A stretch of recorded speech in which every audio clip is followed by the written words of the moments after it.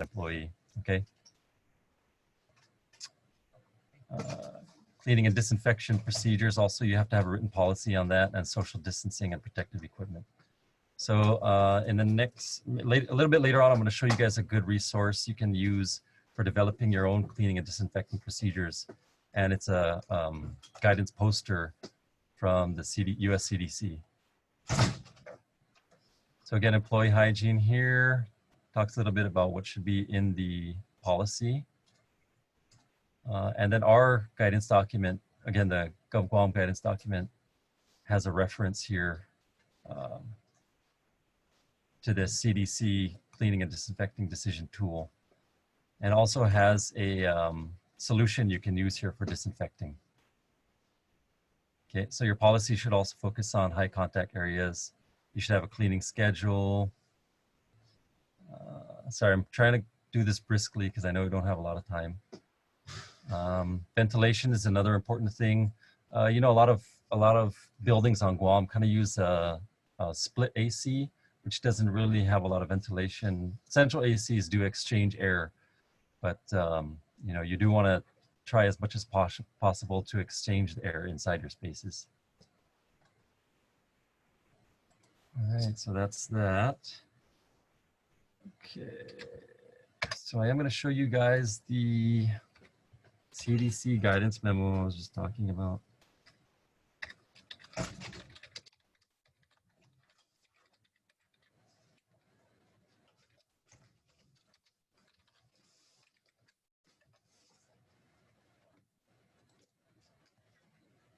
Okay. So again, this is from CDC. This is the link. And it talks about cleaning surfaces, you know, where you should clean, how often you should clean, how often you should leave solutions on, how to make a bleach solution. If you don't want to use this, you want to use something that's already prepared. The US EPA, US Environmental Protection Agency, on their website, they have something called List N.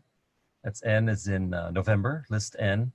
And they have a listing of all disinfectants that are effective against COVID. So you can check that out if you want to know if what you're using is effective or not. Okay, and then it has different cleaning or disinfecting techniques for different kinds of surfaces, whether they're hard surfaces or absorbent.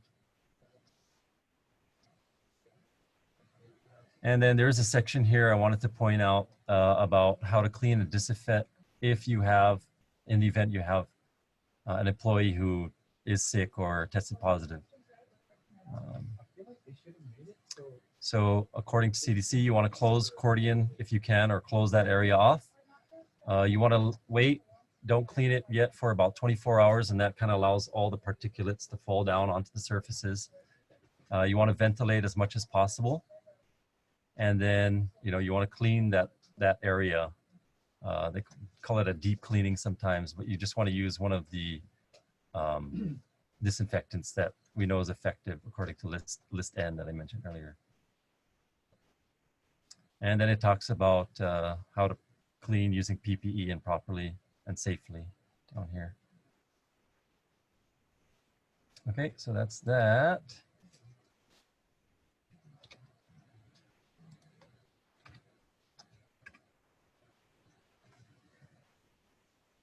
And then lastly, I want to show you guys the guidance document we're going off of when we conduct our inspections, when we go out to businesses and you know, issue these inspection reports.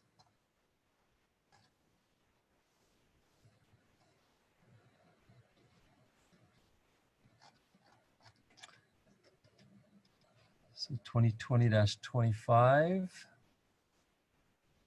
Okay, and this talks about public nuisance. Now, right now, there's the rules and regulations that's in the draft right now that should be finalized pretty soon.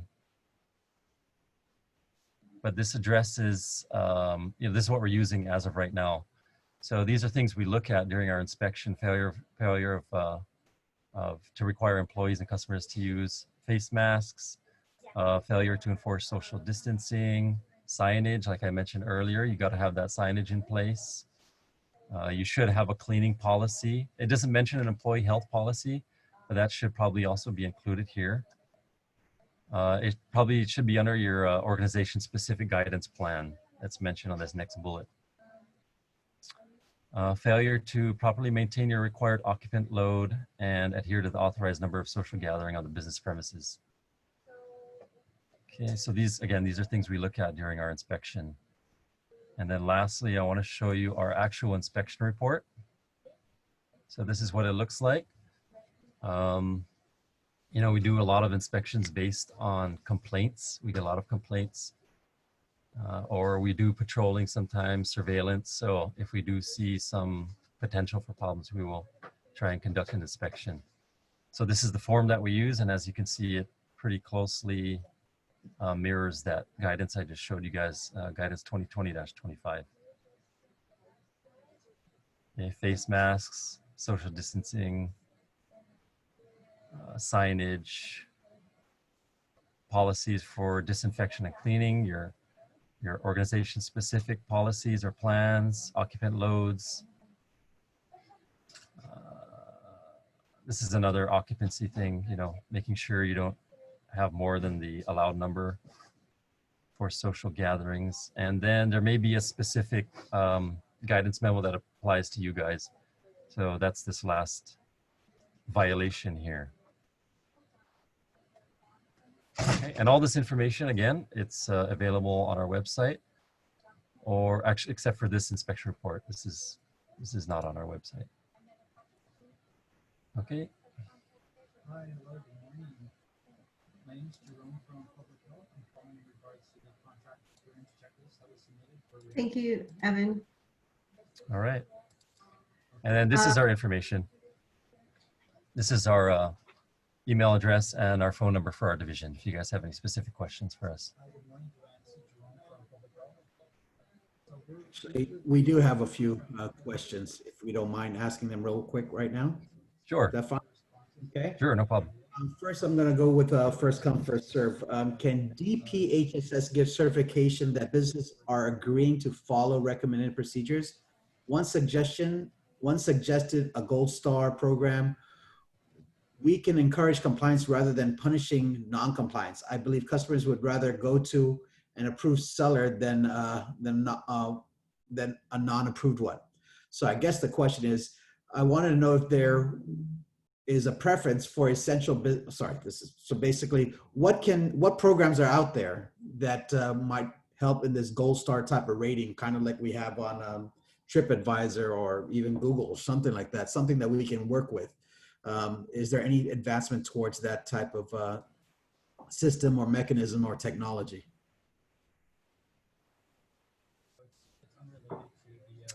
Yeah, we don't have any gold star type of system, but we do have a rating system when we conduct our inspection. I'm sure you guys have seen out at the stores or restaurants, there's usually a grade on the window, A, B, C. And actually all that information is also on our website. You can go on our website and look at the most recent inspection results, including violations on our website.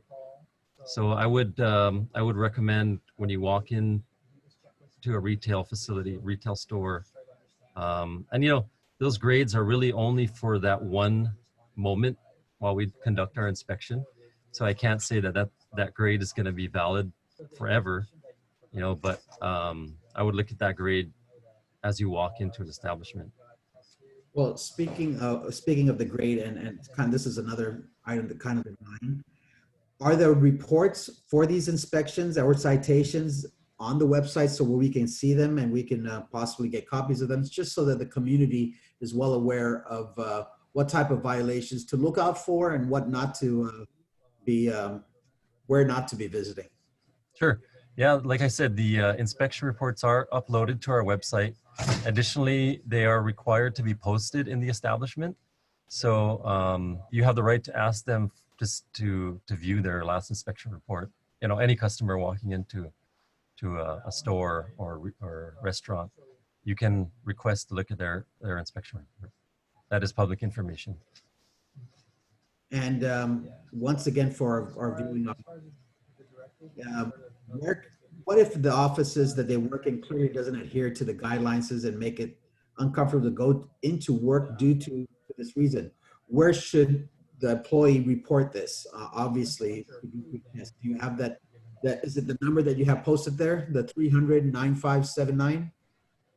Yeah, this is one of the numbers you can call, but I would defer also to Janella. I'm sure there's other avenues for reporting complaints.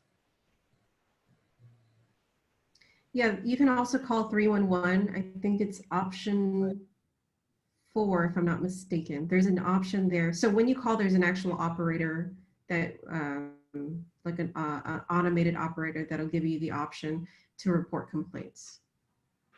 Okay. One more question coming in here. They wanted to know if there's a preference for essential business to get the vaccine. So we submitted our COVID-19 vaccination plan to the CDC already. It's in draft form. We've received feedback from the CDC and we're updating it right now as we speak. There is an executive summary that's available on the CDC website, and it actually spells out sort of just like a shortened version of what we submitted, because the vaccination plan that we submitted, the draft form, it's 130 pages long, but the executive summary is available. And so just to summarize, the priority for the vaccination plan, and this is primarily similar to what most jurisdictions will be doing for the COVID-19 vaccination plan, is the priority would be for healthcare workers, first responders, and then high-risk groups, elderly population, and then from there it'll be moving on to mass distribution to the public. So that's usually typically how the priority goes for distribution of the vaccine. Okay. All right, thank you. I don't think we have any other questions. I just have a comment that our association has been diligently putting together, our board has been diligently putting together, a special task force has put together COVID guidelines that we have set forth and set in place for quite some time, since I believe since March or April. And we appreciate everything that you guys at DPHSS are doing, and we commend you for all your services. And just to reassure you that we as realtors and as members of this community are doing everything that we can as well to make sure that we follow these guidelines and follow the protocols. So I appreciate it, and I thank you very much. Does Claire or Sean, do you have any additional comments that you want to ask? No, you mentioned that, well, one thing, you mentioned that the slideshow was the first to be presented to us. Yes, so at Public Health, we've been working on putting together sort of an educational campaign, a preparedness toolkit. This is something that we talked about just in the last few weeks, because we saw that there was a need in the community, a greater need to really educate the community. There was a lot of misinformation, misconception. So that's why, I don't know if you saw it in the bottom, it said version 1.0. So this is actually our first time really presenting this preparedness toolkit. So we, Guam Association of Realtors has the honor of seeing this for the first time. Thank you, we're honored. Will it be on your website soon or now? Yeah, after this, we're probably going to start posting it on our website, and then going forward, once we start meeting with other stakeholders and other civic organizations, we'll start using this as well. Probably, hopefully, learning from this, we'll start refining it as well too. Okay, thank you. Janella, we just got one more question that we have time for, actually, that just popped up. I wanted to ask a specific question in regards to how reliable are the 15-minute COVID-19 tests being offered by some clinics currently? So I'm not really sure which test. Sorry. I think it's like a blood test that's being referred to here, and usually it's they take a blood sample. I forgot the technical name of it, but it's a 15-minute. Okay.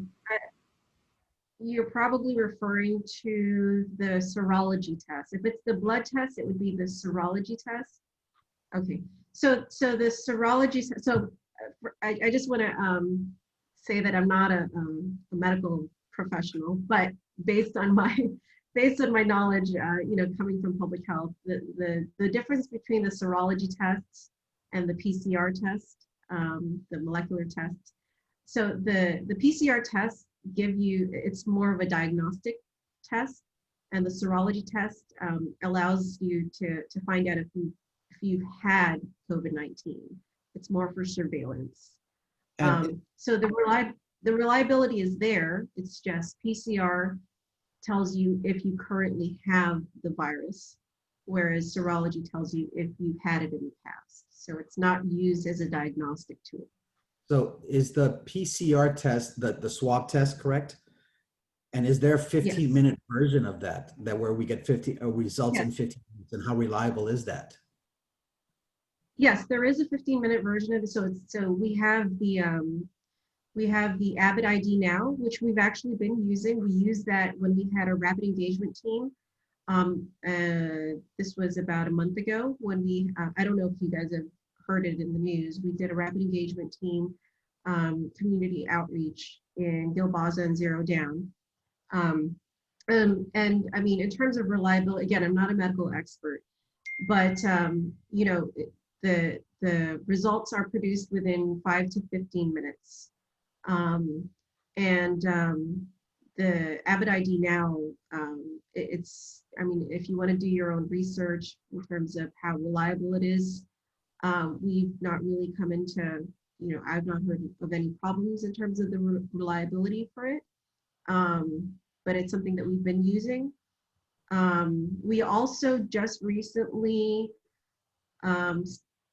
received about 30,000 tests for the Binax now. This is a different type of, this is an antigen test. That also can produce results within about 5 to 10 minutes. But this is something that we haven't quite started using yet. It's something that we are planning to start using, and also we'll be distributing to clinics. So we have the ability to do the PCR testing, which is the Abbott ID Now, that produces results within 5 to 15 minutes. And then we have the Binax, which also produces results in a short time frame. And that's the antigen test. Okay. Well, thank you for that, Janella. I think we have to wrap up now. We want to thank you guys for your time. Thank you, Evan. Thank you, Janella. And we really appreciate everything you guys are doing for us here in our community. Thank you. Thanks for having us. Thank you for having me. Okay.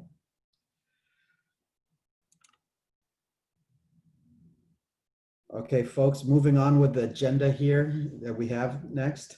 I want to continue to ask you guys to post your questions on our chat that we have there, and hopefully we can get to it as soon as possible. And I'm trying my best to make sure you get your questions answered, if not all, a good majority of them.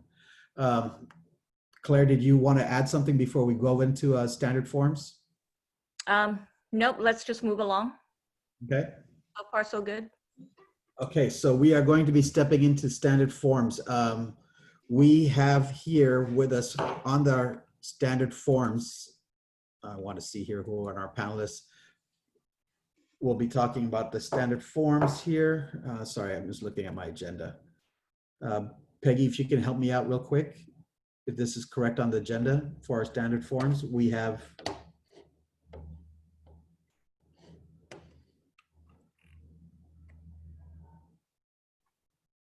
Peggy? Hi, everybody. So I'd like to introduce to everyone a great team of folks. So we have representatives from ZipLogic, now known as Lone Wolf. We have Miss Lisa Mihalcich and Ashley Simpson. And I will leave it for them to introduce themselves further on what aspects that they are involved in and that they are in charge in at Lone Wolf currently, once we give the mic to them, the virtual mic that is. And then we have Ms. Deborah Ferrier. She is the CEO of REBS, and you have to help me here, Deborah, what REBS stands for. I think it's Real Estate Business Services. Did I get that right? Wonderful. And she is also the former general counsel of the California Association of Realtors. So with that, this is a valuable information and that they would like to be able to share with us. So I'll go ahead and start with Lisa and Ashley on that note. Hi, good evening, good afternoon, everyone. I'm Lisa Mihelich, and I'm the Chief Customer Officer of Lone Wolf Technologies.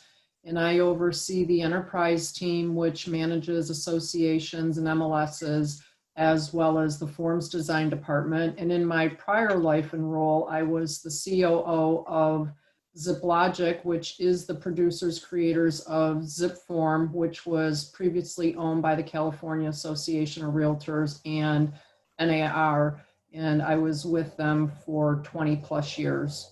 Worked right alongside with Debbie, and we're happy to be here today to answer any questions you have around standard forms.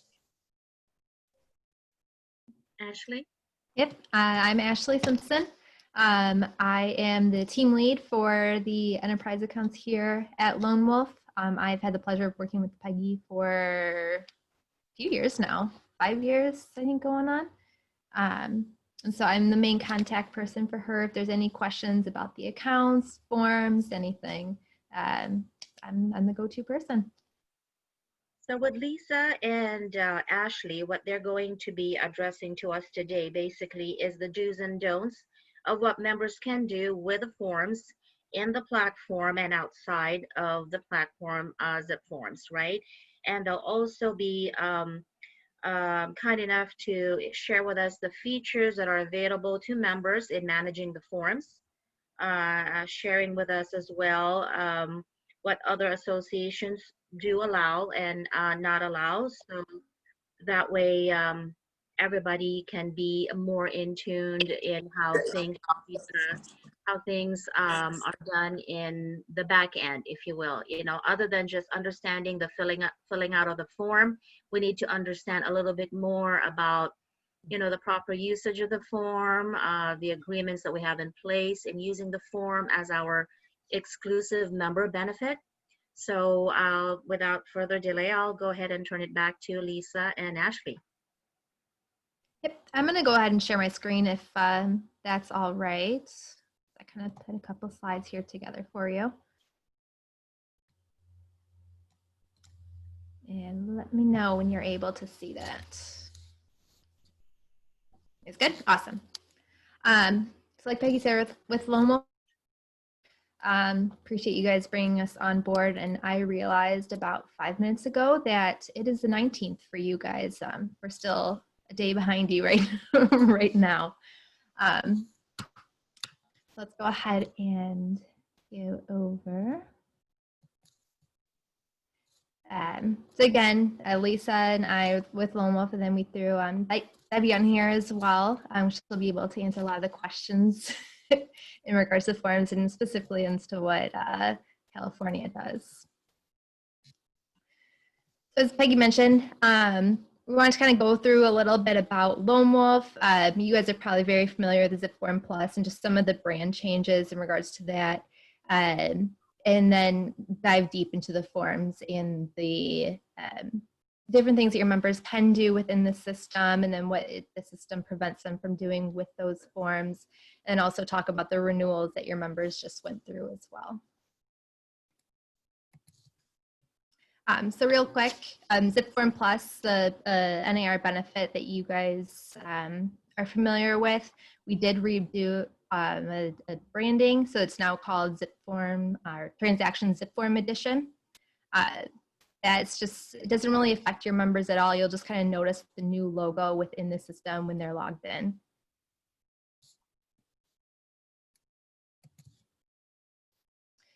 Okay, so diving into the forms. A couple features here that your members can do when it comes to filling out the forms. I do have, you know, a screenshot of one of your forms on the right-hand side here. So they do have the ability to fill in designated areas. So on the right, where you see those yellow boxes, those are going to be the points where your members can actually type in information. So the property address, buyers, sellers, all of that information.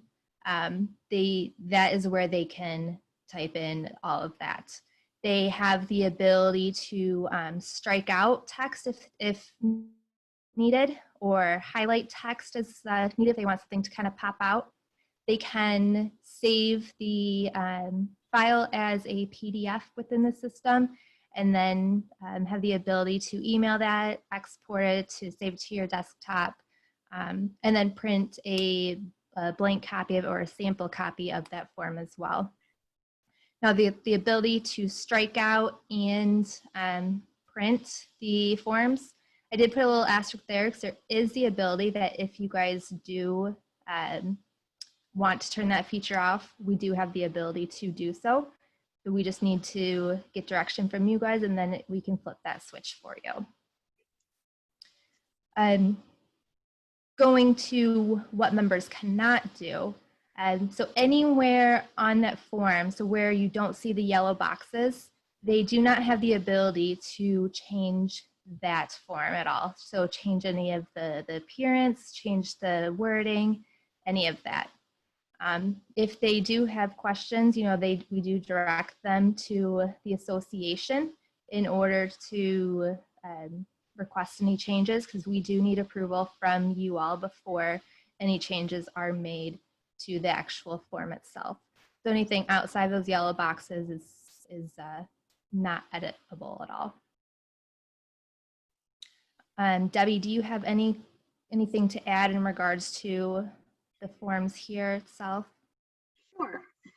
Thank you for giving us an opportunity to talk to you so that we can kind of clarify what your rights are when you license the CAR forms. So I'm not sure what everybody knows, so forgive me if I'm repeating stuff you already have heard. But CAR licenses its library to Guam for free. That's not normal. We generally charge people to license the forms. But for you, you're a sister association, so we license the forms for you for free. But we license the forms to the association. We don't license it to the individual members to make changes to the form. The association itself can make change to the standard form, because a lot of our forms, of course, are very unique to California, and they're not going to work inside Guam. So we're well aware that that's going to happen. So the association can make any change that it wants to the forms, to the pre-printed sections of the forms, and then send them over to ZipLogix, and ZipLogix will digitize them and put them up into the Guam library. But the changes that you make are something called a derivative work, and that derivative work is owned by CAR. It's not owned by Guam, right? CAR has a copyright in its forms libraries, and we take that very seriously. We spend a lot of time and a lot of money putting together the forms that our members use. So when we license it out to other people to use those forms, like I said, we allow you to make a derivative work as an association, but not your individual member. So your individual member may not make a change to the pre-printed language inside the standard form. Just the association can. And there's a lot of reasons for that, to be honest with you. Some of it is the copyright reason, right? We're the copyright, the IP holder, and we do enforce our copyright, and we're all over the United States enforcing that copyright a lot. So some of the things that ZipForm will allow you to do inside the program of ZipForm is not something that you can do with our CAR license. And one of the examples that Ashley gave was the right to print out a blank form. In our CAR license to Guam, you may not print out a blank form at all. You have to fill out something in the form. It's a transactional form. You need to fill out some transactional information. We don't care what it is, the buyer's name, the seller's name, the property address, whatever it is that you're going to put in the forms, and then you can print the form out. But you can't print blank. What you can do, like Ashley said, is print out a sample. And we have forms, and they'll just print sample across your forms, and then you can print a sample blank form if that's what you want to get. Maybe you want to share that with your clients before they see what you're going to add onto the form. But a blank form itself is not allowed. The other thing that we don't do in California, although ZipForm allows it, is the strikeout feature. We do not allow a strikeout feature inside Zip Form in California. And we don't do that because our brokers don't want it. They say it's a risk management feature on a strikeout, that there are, I guess, valid reasons to call a standard form standard, right? So that agents know that the form looks exactly the same in the pre-printed language, whether you get it from broker A or you get an offer from broker B. No agent has to, with a fine-tooth comb, go through the form to see where somebody struck out the word not or the letter A, right? It's hard to see those things in a pre-printed form. What we get from our members all the time, and I'm sure I'll probably get it from you also, is, hey, wait a minute. For a long time, we had printed forms, right? We just printed them out and we crossed them out and did everything we wanted to do, and we just inked in whatever the changes were we wanted. When you look at a form that's in paper and you see something's been inked out and put in, it's much visually more accessible to be able to see that there's a change there. It's not so easy when you're inside Zip to see one letter stricken out, and you can do that inside Zip. We don't allow it in California. So that kind of goes to, I think, a lot of the things that you explained, where there might be a little bit different, Ashley, between what Zip Form will allow someone to do and what you can do when you use our forms. So if you want to move on, I'd be happy to talk about the other stuff when we get there. So I think what's important to understand, and Debbie, you can add to what I'm about to say, is in the instance where you need language modified or something in that boilerplate or pre-printed text on that form is not what you want it to be, you need to simply add an amendment to the transaction and type that language there. And that's why we have additional addendums for you to specifically do that. Or perhaps it's a counteroffer instead of striking out language. You then present a counteroffer back, and there is a specific form for that. So the need to do some of the things that you may want to do may not necessarily be necessary. And as Debbie said earlier, Strikeout today is available within the Guam library, as well as printing the blank forms. So if those features need to be turned off, we can simply turn those off if you decide that's what you would want to do moving forward. It's just a simple database change, and those features become inaccessible. It's no longer allowed. So I just want to be clear about that. Absolutely. A lot of our brokers inside California want to change something in the form, but because we don't allow strikeout, they can add, there's fillable data fields inside most of the forms that ask for additional terms and conditions. Or like Lisa said, you can add an addendum or an amendment to whatever it is and carry the change that you want to make into that particular form. So a lot of our brokerages have libraries of forms themselves that differ, and then they can use that. And so it's very easy when you get an offer from broker A, you see the form exactly standardized. There's no change, no strikeout, but you see an addendum that comes along with the offer. So it's very easy for an agent to say, oh, here's where the changes are. They're in this addendum, where they don't have to go through the 20 pages of the purchase agreement to be able to find the little word not stricken out. So I'm not sure about your brokerages in Guam, but a lot of the brokers have their own libraries inside Zip Form, and that's what they do in California, and they do it around the country. So I'm assuming some Guam brokers also have their own particular forms. And that's how California handles, I don't like what was in the pre-printed language, I want to change it. Very easy to be able to do. So Deborah, if I may verify that, what I've gathered is each brokers have their own libraries. Is that the same as the template that they create? Ashley, I think you and I spoke about this, where in some brokers, you know, they put together and organize their library, to have templates on certain things, so that way it's easy for the agents to access. Is that the same thing? No, those are going to be two different things. So Okay. the brokers have their ability to kind of create their own library. So, you know, you have the Guam library that has the Guam forms in it.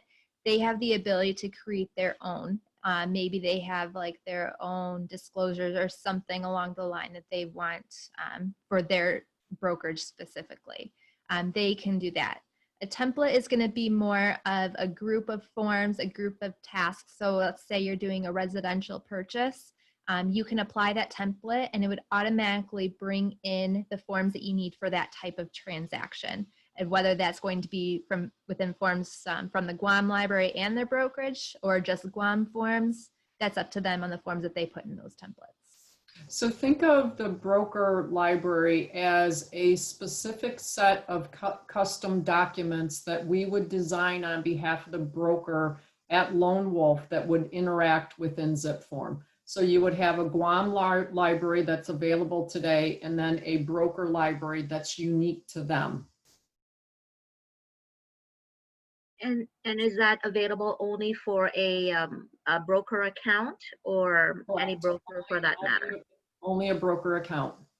Only those that sign up for a broker account has that ability to create their own broker specific library for other forms they wish to use in addition to the Guam library of forms. Okay, Exactly. very good. Good Correct. clarification. And one of the yes. things that, we do check is, when a broker submits the forms, we do look for a copyright to make sure that it's not copyrighted to others as well. We're not going to change those forms if it's copyrighted to someone else. Right, Peggy, I think one of the issues that comes up, and it's come up in California, right? We have over 200,000 members and they don't all agree, right? They want to do business the way they want to do business. But we don't allow a broker to take, I'm going to make it for example, we don't allow them to take the purchase agreement and change it all up and go give it to ZipForm and say, I want to use this one.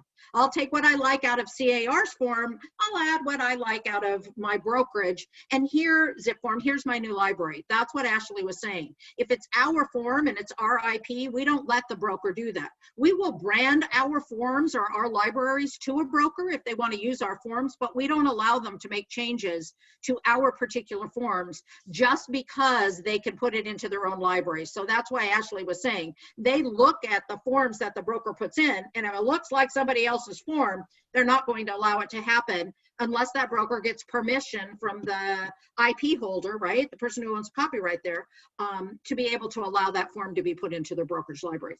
CAR does not allow that. We don't allow, when we license the forms to Guam, that Guam will be able to go to their brokerages and say, oh, sure, take any of these forms you want and change them all up however you want and put your own library in. You won't be able to do that with the CAR forms that you guys create a derivative work from for your library. So I don't want to confuse it. We do allow brokerages to create their own forms, but we don't allow them to take somebody else's IP to be able to create that library.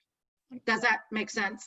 Yes, Deborah, I appreciate that. So for the audience awareness too, Deborah will also expound a little bit more on the three-way relationship of GAR, ZipLogix, and CAR, and she'll highlight some points on the EULA, so that way members will understand further the adherence to this agreement and as an obligation of a member. Now, before we move forward, and the reason why we're doing all of these is really to create that educational opportunity today and moving forward, and for everybody that are here to share this with their respective agents and colleagues perhaps that are not able to attend. But this is really about educational opportunity, good information that we would like to carry on moving forward for whatever it is that we may have missed. Sure. And with that, I'll go ahead and turn it back to you, Deborah. And I think you can also expound on what is allowed. You've been expounding already on what is allowed by CAR in providing their forms to GAR. But it's nice what I gathered from you earlier when you mentioned about risk management issue, that the brokers themselves are the ones that made that decision. That's a good point, because I think that's a business decision they did, and that they made that as such. That's why certain items in California are not permitted in ZipForm versus the copyright violation. So those are the two things that I know comes up on your side with your members as well. So yeah, the virtual floor is yours, Deborah. Okay, thanks. So what you have up is the EULA, right? The end user license agreement, sort of the terms of use when you want to use ZipForm.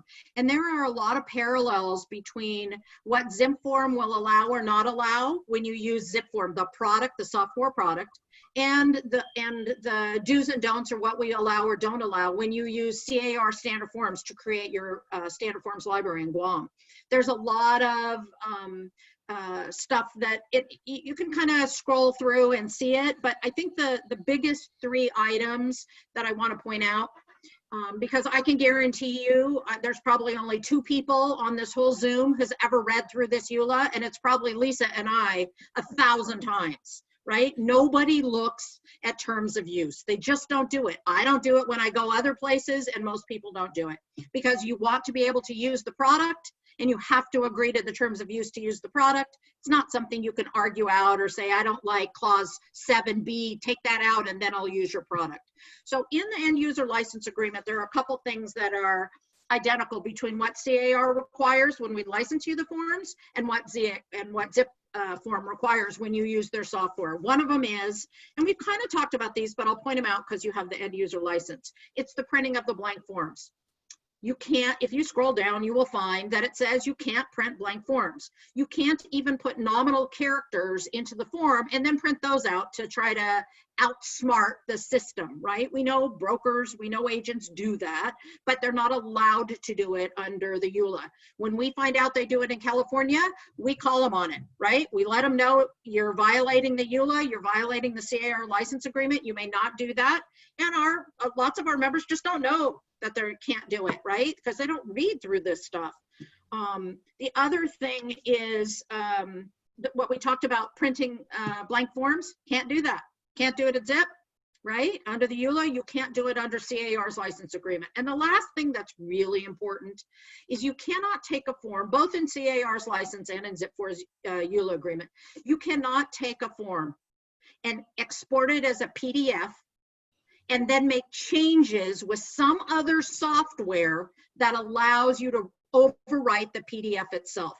So you can't, you can export a PDF. We want you to do that. You can email it to your client. You can hang it up as wallpaper if you want. We don't really care. But you can't export it out of ZipForm, put it into like an Adobe Writer program. There are software programs that allow you to overwrite programs, and then be able to type in whatever you want to override the pre-printed language. You are not allowed to do it. We don't allow it in California, and we don't allow it when we license the forms. There are some people who have done that, and like I said earlier, we monitor the copyright violations of our forms. So we know, right? We do Google searches, we do everything we can do to find out who's misusing our forms, and we go out there and we write a nice letter if they're a member and tell them you can't do that.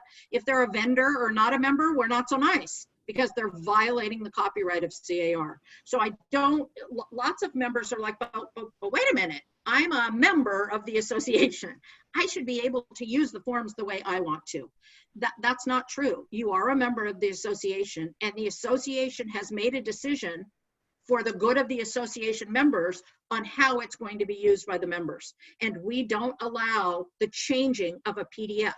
So although technically, you could take a PDF out of ZipForm and make a change to the pre-printed language in some other software program, you are not allowed to do it. And it's a violation not only of CAR's license, but under that end user license agreement. Because remember, when anyone, not you, when anyone makes a change to the standard forms that we license to Guam, that's a derivative work. You've made a change to work that we own and create, and that derivative work is owned by us.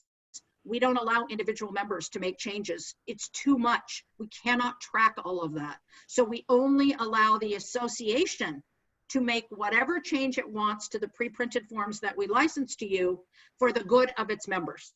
But your individual members cannot go in and say, well, I don't like the way the association did it. I like to do it my way, and so I'm going to make that change to the pre-printed form. You cannot do that. You can't do it for our license again, and you can't do it under ZipLogix. So Peggy, I hope that sort of gives you a little bit of what you can and can't do. We want you to use it.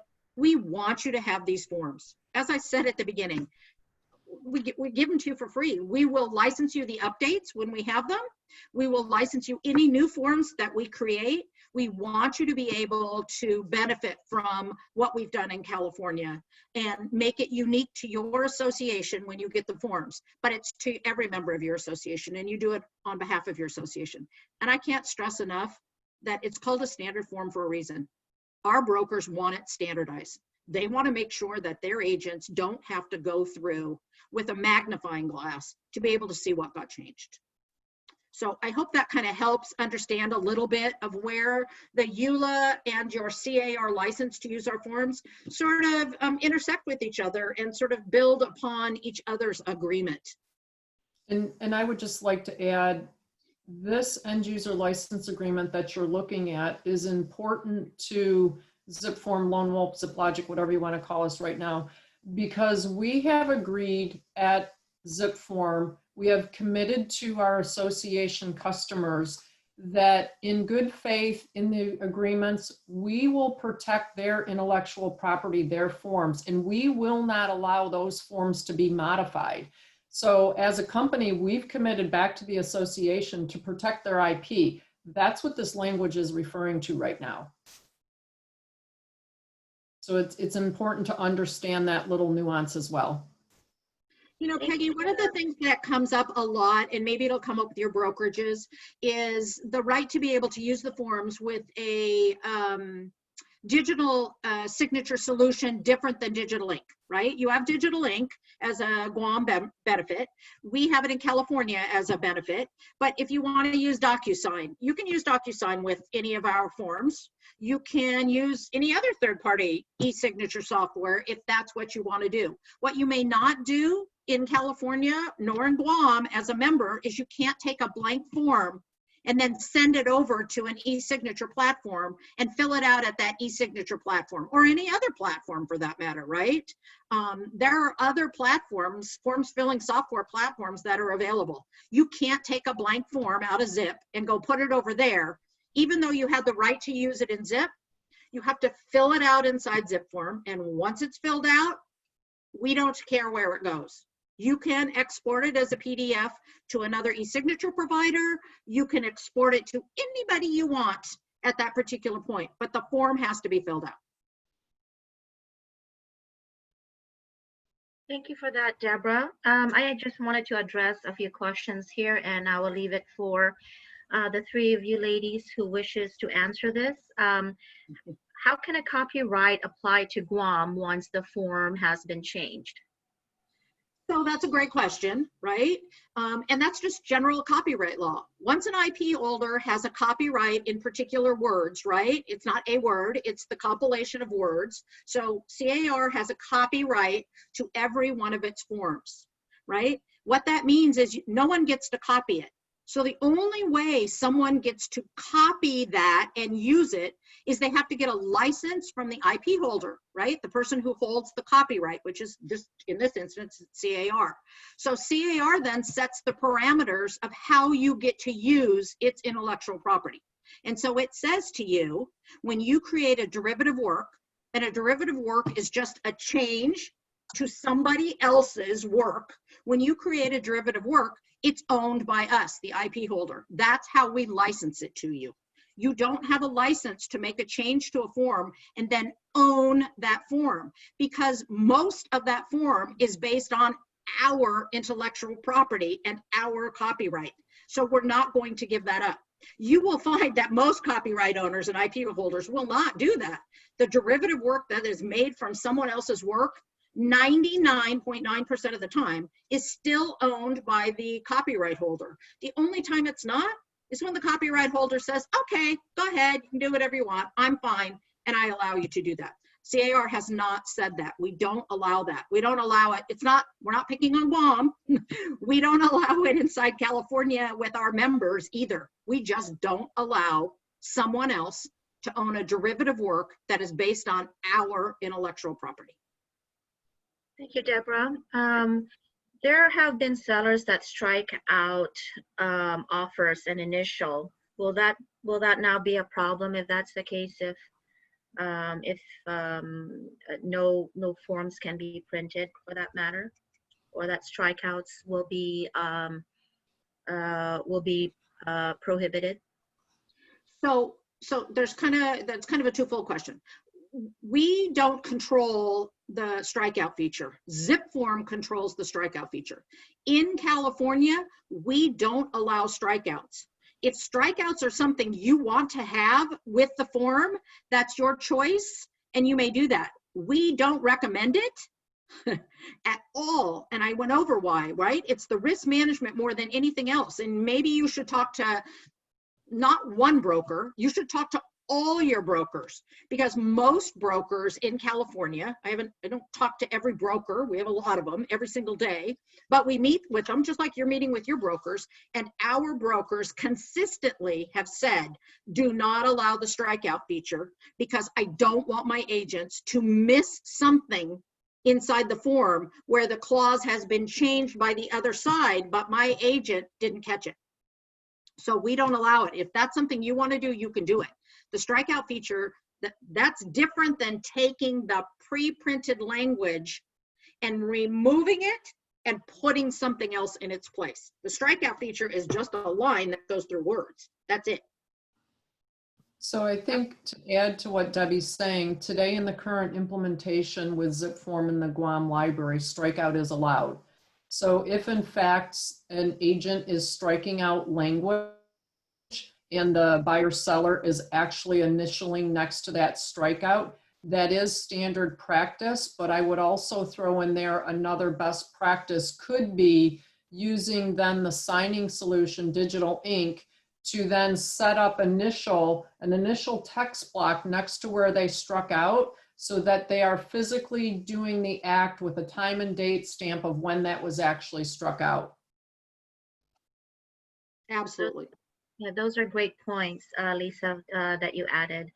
Now I have here, addendums are not reviewed by attorneys typically. So how is it a great way to handle this if perhaps it's probably the strikeout issue wherein it was mentioned earlier, if there are any modifications to certain sections of the form, therefore use addendums to refer to it? What's your thoughts on that, Deborah? So a good question. So lots of our brokers don't have in-house counsel, right, to draft up their own forms. A lot of them do, but a lot of them don't.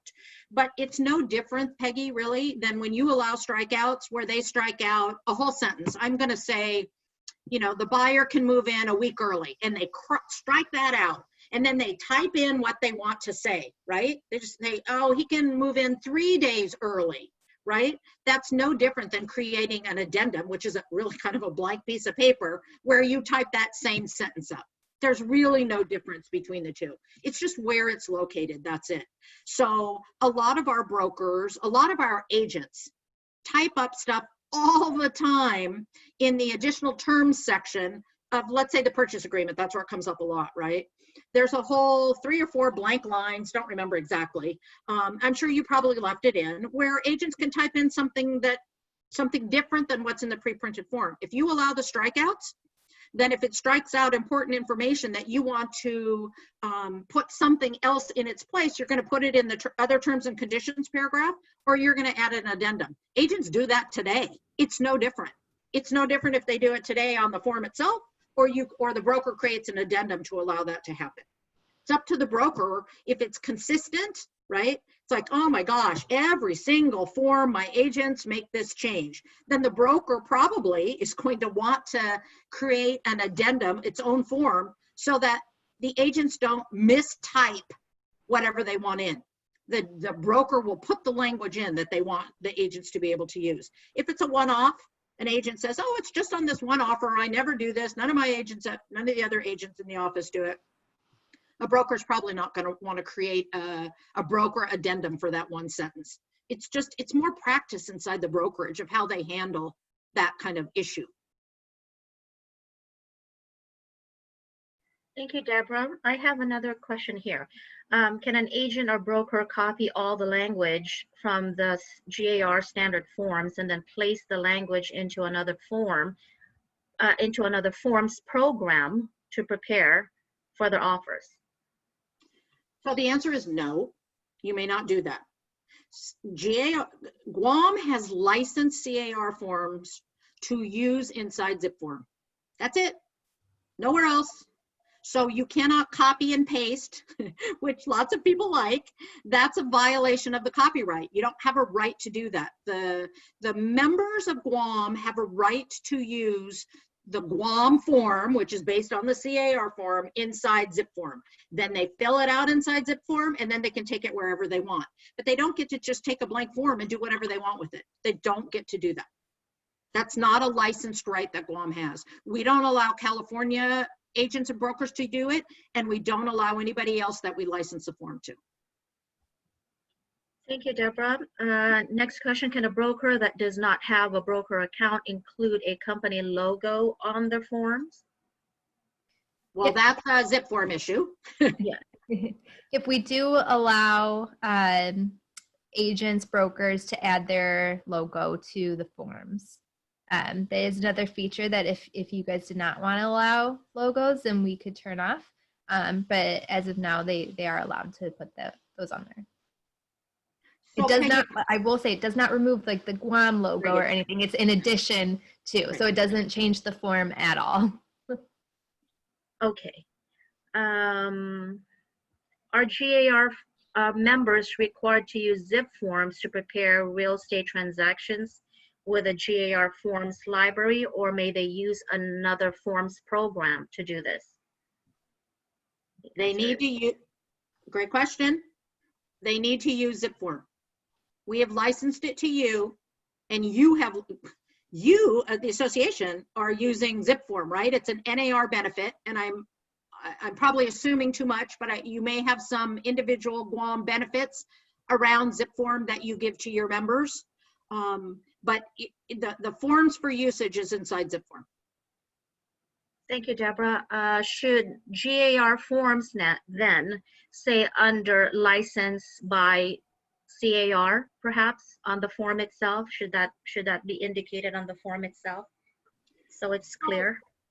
That's a great question. Sure, you can do that. And there may be some things you might want to think about. We educate our members all the time about how they can use the forms and how they can't use the forms, right? Because we have new members all the time, and so do you. So it's a matter of educating the members of kind of the do's and don'ts. And if it's easier and you think it's better for your members because they see something on the form itself that says it's licensed from CAR, you certainly can do that. But I will tell you, in California, most of our members would say, well, I don't know what that means. What does that mean? Right? And so we'd have to educate them in addition anyway. Up to you though.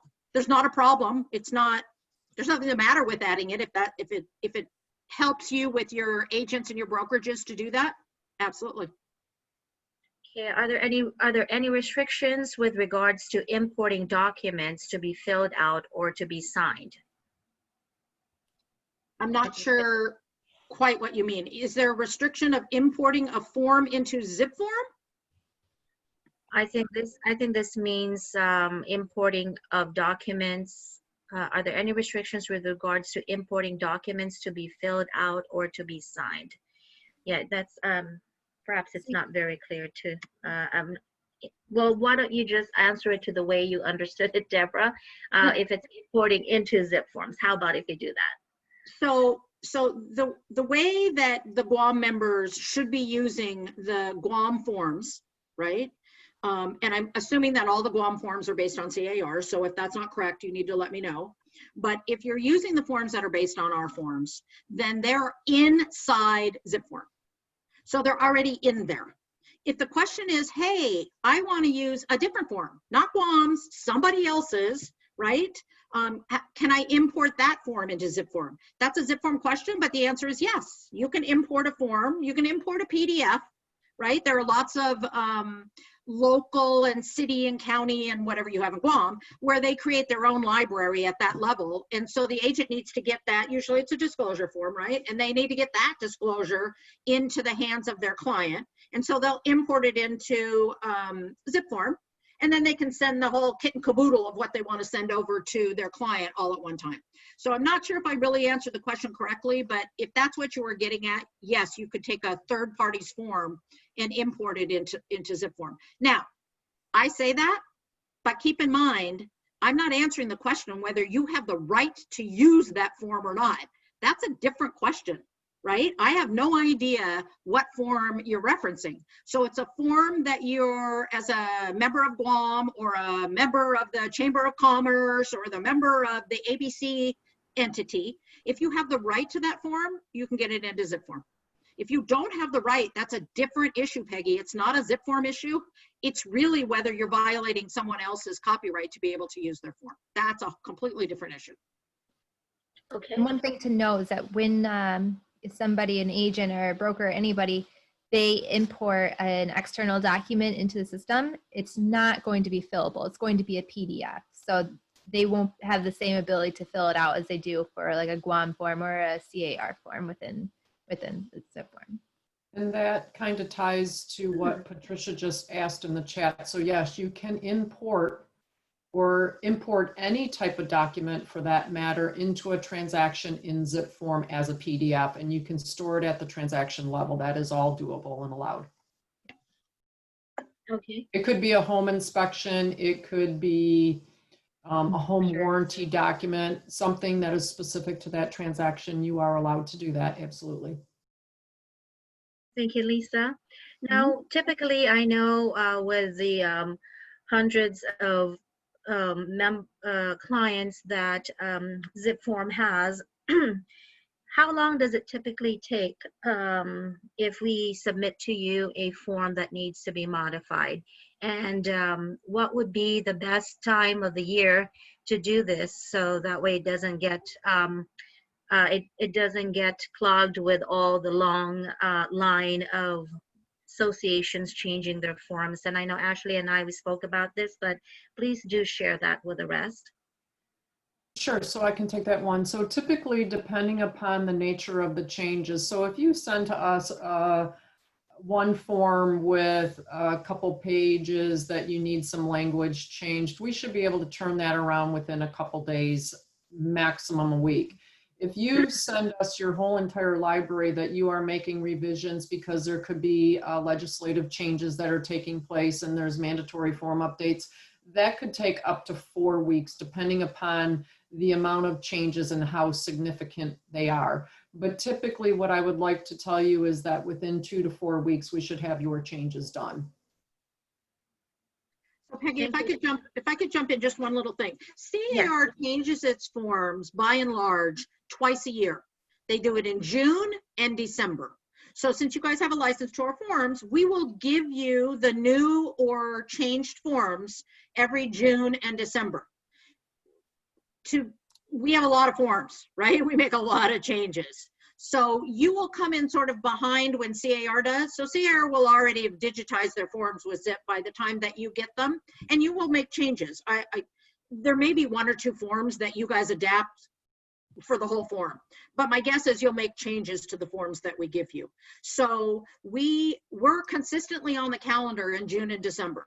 Having said that, if a law changes, if there's a court case, if there's a business reason, we do change forms throughout the year. For instance, all of the COVID forms we just sent you, we have changed those. From the time we first got them out in the end of March until today, we've made significant changes on those COVID forms because in California, every other day they're changing what we can do based on COVID. So those have made significant changes. That's not usual, right? Usually we create a form, we can live with it for a little while before we have to make significant changes. But for you to know sort of on planning what you guys are going to do, you'll get the forms from us twice a year in a batch, right? We try and limit our forms changes to 25 forms a year. And trust me, that's hard to do with my group sometimes, but we don't try and have them change more than 25 forms because it's too hard for the agents to keep up with all of these changes, right? That's a lot of training on a brokerage to keep their agents informed. So you will get those twice a year. Thank COVID, you will get those as we make changes, right? And some of the changes are California, and some of the COVID forms are federal. And for instance, we just did a fair housing form. It's not specific necessarily to California, right? Because fair housing is a federal issue. So you may want to make some changes. Maybe there are federal housing rules in Guam that you want to add to that form. And that's going to take you a little extra time to do that, because you have to wait for us to create it, get it to you, and then you make the changes as you see fit. Thank you, Deborah. I appreciate that. What should the association do if a member is currently using another forms program to prepare their offers with a form licensed by California? Do we need to inform California and ZIP forms regarding this matter? So the question really is, they are, and maybe they didn't know, so you need to tell them, they're violating the agreement with CAR for the usage of the CAR/now Guam forms, because the only way that you can use them is inside the ZIP form platform. So they have to stop using them the way they've been using them, because it's a violation of the agreement. I mean, we're not going to come and shoot anybody, right? We generally, and so you're responsible as the association. You license the forms. I'm telling you, or you can see in the contract what the rules are. You need to police your members so that they use the forms accurately and not in violation, so that you don't lose the right to be able to use our forms in the future. And remember, the Guam forms that are based on our forms are owned by CAR. They're not Guam's. So you don't, look, I'm not threatening. I don't want to take the library away from you at all. I just want your members to use it accurately. You, honestly, Peggy, your members are no different than my members.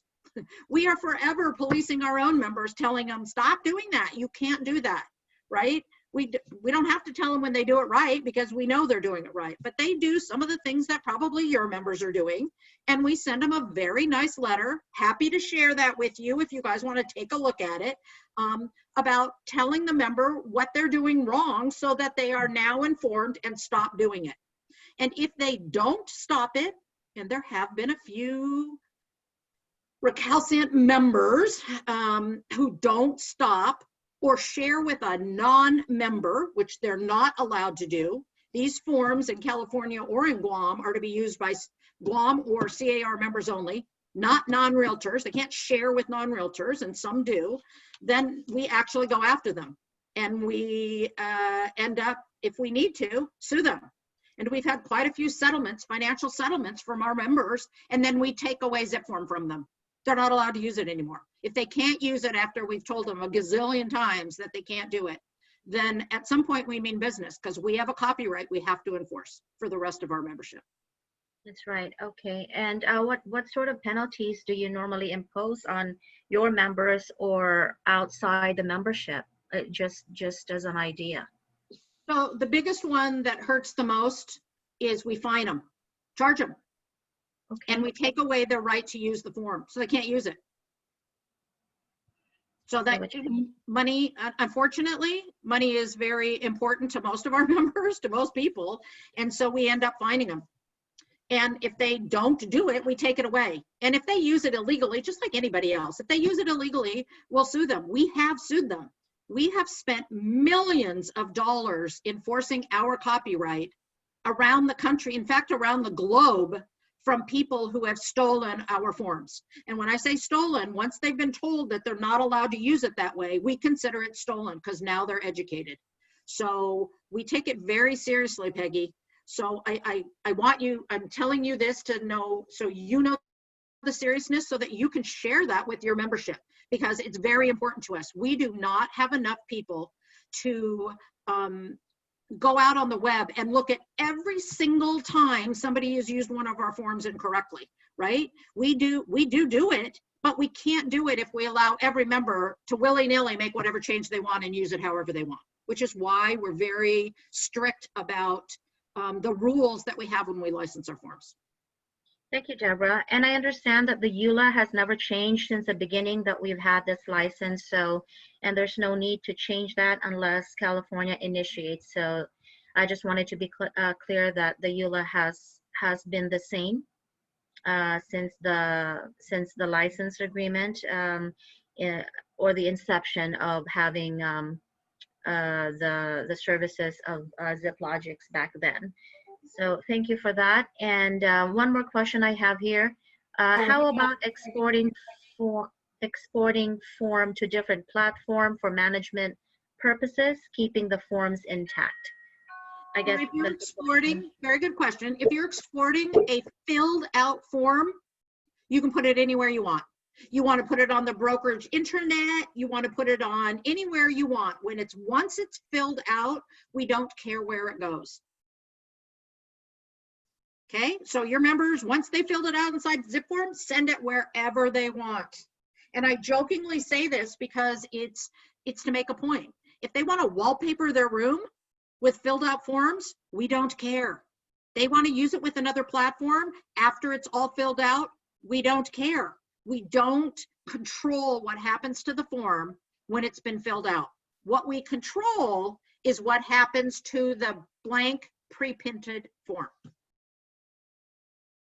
Thank you, Deborah. And I think, Lisa, you wanted to add something before we wrap up? I wanted to go back to the question about the EULA being changed since 2012. And what I really want to stress is this EULA will change over time. And actually, I pretty much can probably bet that the EULA did change when we were still owned by REBS from 2012 to 2019. Language does change over time. And specific to this language right now, what you're looking at today, the end user license agreement has changed in some way, shape, or form under Lone Wolf. But specific to this language, I do not know when the last time it was changed. But I just want to make you aware that the EULA does change periodically, depending upon what the need may be. So Peggy, every year when a member goes in and you renew your zip form license, so every year when it comes new for your members to use, they agree to abide by the end user license agreement, the EULA. Every single year when they go back in and it's the next year for them to be able to start using zip form, they have to agree to this. And so do we suggest that they read it? Yes, of course. Do they? Probably not. But they need to know that there can be changes, and it's not something that ZipForm has to tell the members in advance. They put it in the EULA expecting that members, if they want to use their software, ought to know what the rules are, and those are the rules on an annual basis. So the language that you're talking about the printed forms, the being able to export a blank form, the changing of the pre-printed language, none of that has changed since 2017. None. That's been in there. In fact, most of that has been in there probably from 1999, to be honest with you. Right. But I will stress to you that I don't think if you've read it once that you can rely on reading it. What you can do is look at the end of the end user license agreement, and it'll give you the date that it was last updated. So if it was last updated, I'm going to make it up because I don't know, in 2017, and now it's 2020, when your members go in to go get the new one, then they can count on this one. So you just need to make sure that people understand whether they read it or not, they have agreed to the terms inside that EULA. Thank you, Deborah. Thank you, Lisa. And I'll end with Ashley to provide the members a little bit of an overview regarding the annual renewal that everybody goes through anyway. Sometimes they forget that they go through it, but since they only do it once a year, that's normal. Folks forget how to go about it. Please expound on that a little bit more, Ashley. So Guam renewals, we have set for, I think can't even see my screen right now, November 17th. Mm-hmm. So by November 17th, members have to have their account renewed. Otherwise, they are temporarily locked out. They are provided notice 30 days in advance within the system. And with the broker accounts, we reach out to them prior to then, so that way we can work through that renewal with them as well. Individual accounts, they will see the prompt similar to that you'll see on the screen here on the right-hand side. They'll be able to select the renew all button, and that will then take them through the renewal process where they do agree to the EULA, where they can renew everything that they receive as a benefit. broker accounts and then work with their client success manager here to get the entire account renewed. There is an additional fee for that type of account, so they would take care of that on an annual basis and then make sure that's done. So all that has to be completed by the 17th of November every year, and then they'll be good for another year. And what's important to note is the Realtor members have to be members in good standing. They have to make sure that their dues are paid and active in order to renew that software, because we do go and check. We are not going to grant access to non-members whatsoever. The NERDS number is required to renew so that we know you are an active member of GWAM. And if that membership changes throughout the year, it does lock them out that way as well. So.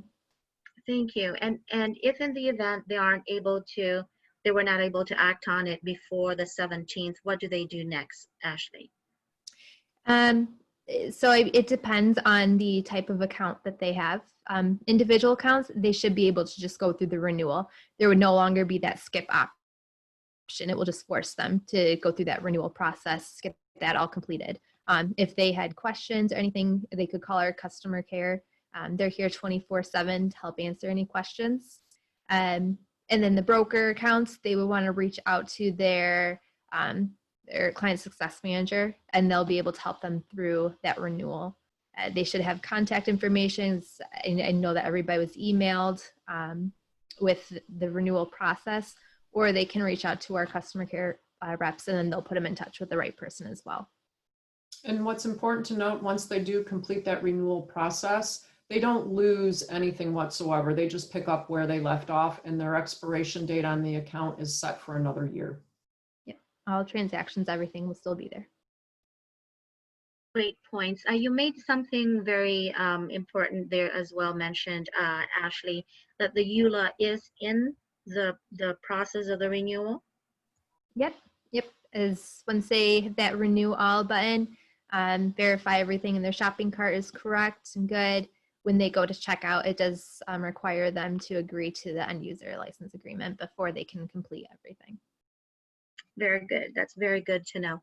I thank you all three ladies very much for accommodating this last minute request. Everything was finalized. Everything was done and finalized yesterday. What a great team of professionals you are. So that really helps a lot in putting this critical and valuable information to be shared with the key folks within each brokerage. And I do expect that they will be sharing the valuable information that they've learned from all of you today. Again, Deborah Ferrier from California, thank you very much. I appreciate Joel Singer for lending you to us today. Lisa, thank you very much for your kind accommodation. And Ashley, as always, thank you so much, ladies. Have a wonderful rest of your evening, and I'll turn the floor to our Brokers Forum Chair, Bobby. If there's anything else that you would like to share before the three wonderful ladies leave. I wanted to first thank you guys, Deborah, Ashley, and Lisa, for clarifying a lot of the misconceptions or handles that have been taking place for quite some time, and just to clarify even one step further, I just have one simple question. Ashley, are we able to turn off certain features on certain forms and then turn them on for certain forms? Like, for example, can we turn off the strikeout feature for all CAR forms, but turn on the strikeout feature for our GAR personalized form, not personalized, our GAR forms that have nothing to do with CAR?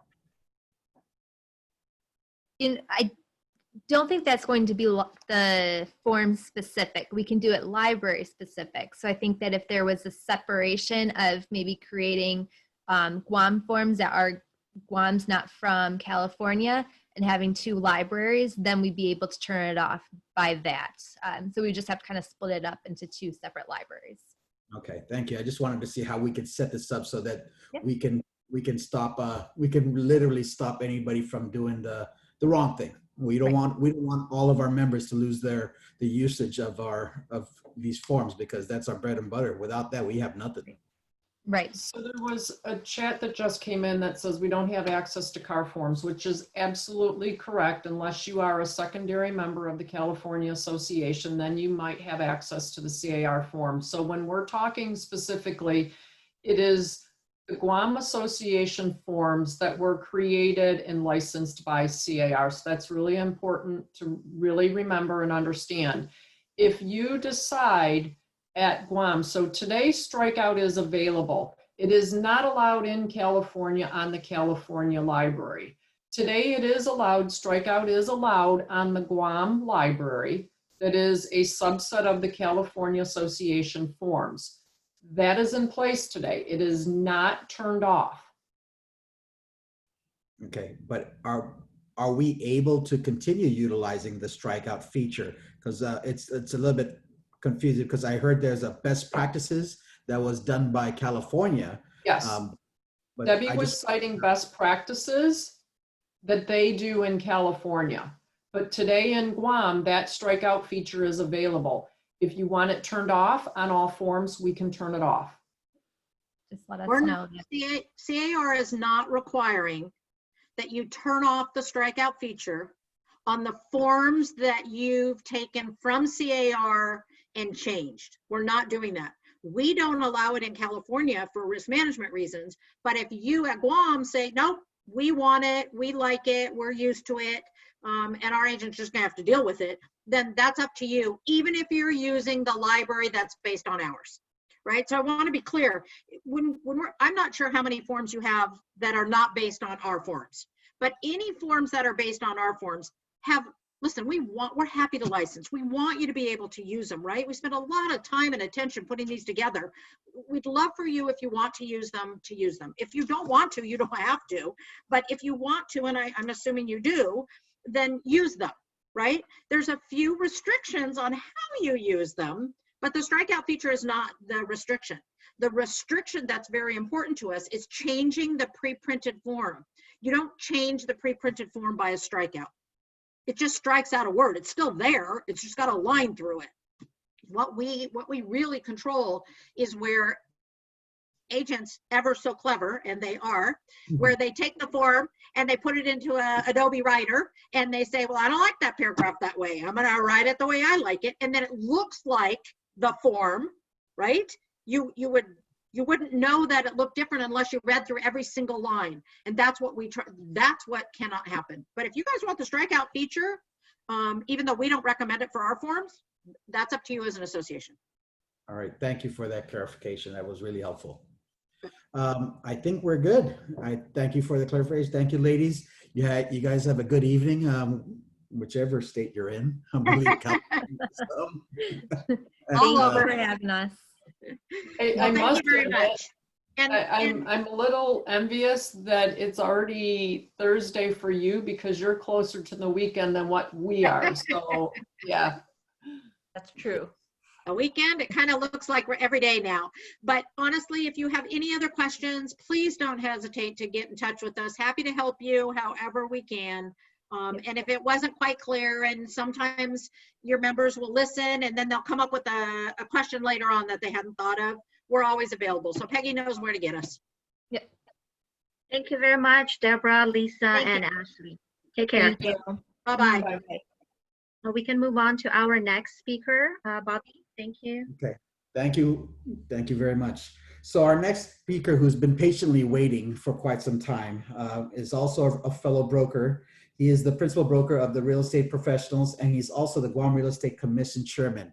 Everybody, let's please welcome Mr. Christopher Murphy.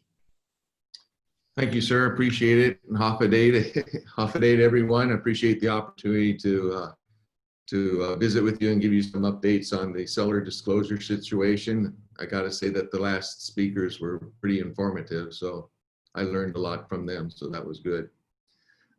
Before I start specifically about the form, Peggy had some questions that she wanted me to cover, some areas she wanted me to cover, so I'll cover those first and then we can get into the form. But just as an updated status of the bill for the seller's disclosure law, we're happy to report that the final draft, which included a couple of GARS requests, has been which have been incorporated into the final draft, was submitted from Senator Perez's office to Senator San Augustine's office. And all that went through the committee, and the committee report's been finalized. And now we're ready to go on the floor for the December meeting. And hopefully at that time, the bill will be passed into law. Discussions with the senators indicate that they feel it's a very good law and that they don't see any opposition in the forthcoming vote on it. So that's good news to report. One of the key elements that was brought up initially by the board was having the form incorporated into the law.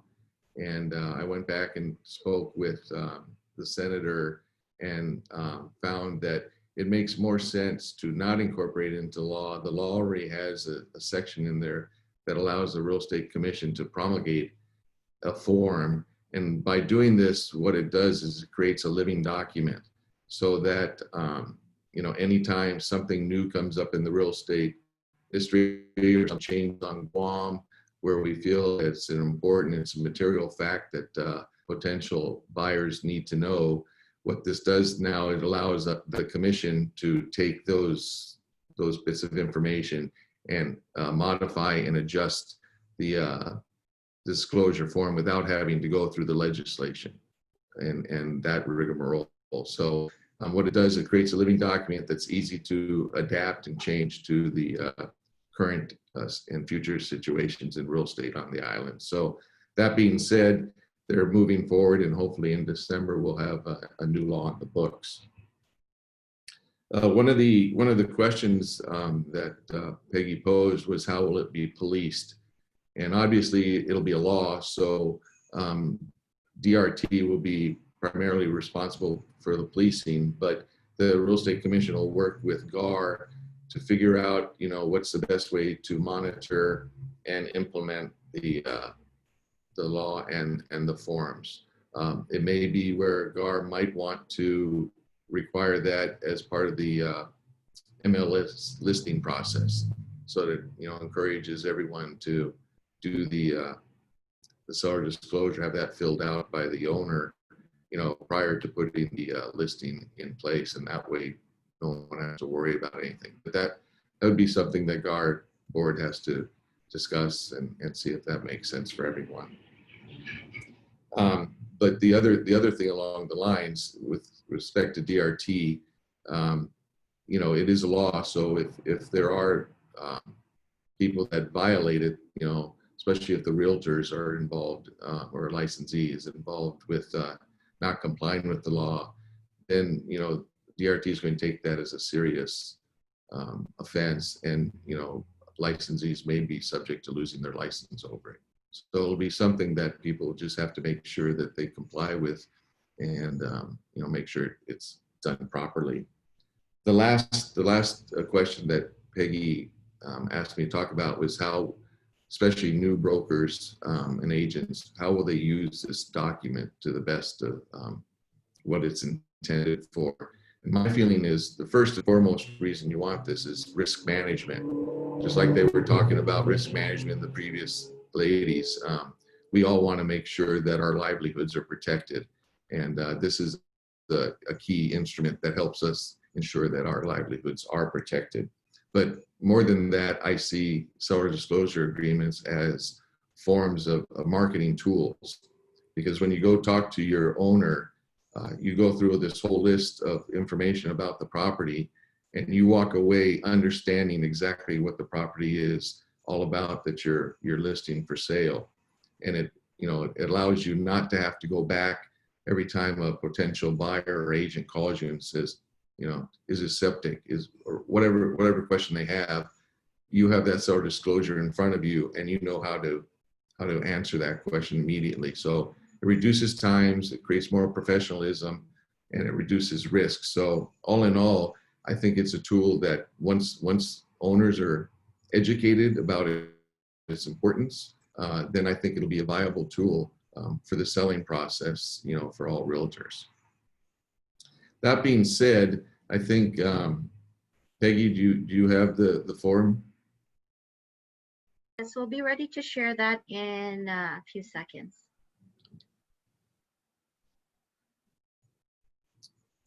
Okay, so just going over, this is the basic form that's initially being presented. So you can see first the purpose of the statement.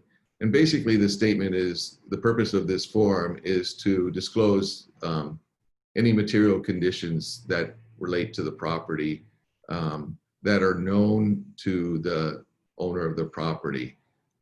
It's not a warranty of any kind by the seller or any agent representing the seller, and it's not a substitute for inspections or warranties by the buyer that any buyer would want to wish. All it is it identifies the condition and information about the property that is known to the seller at the time of the sale.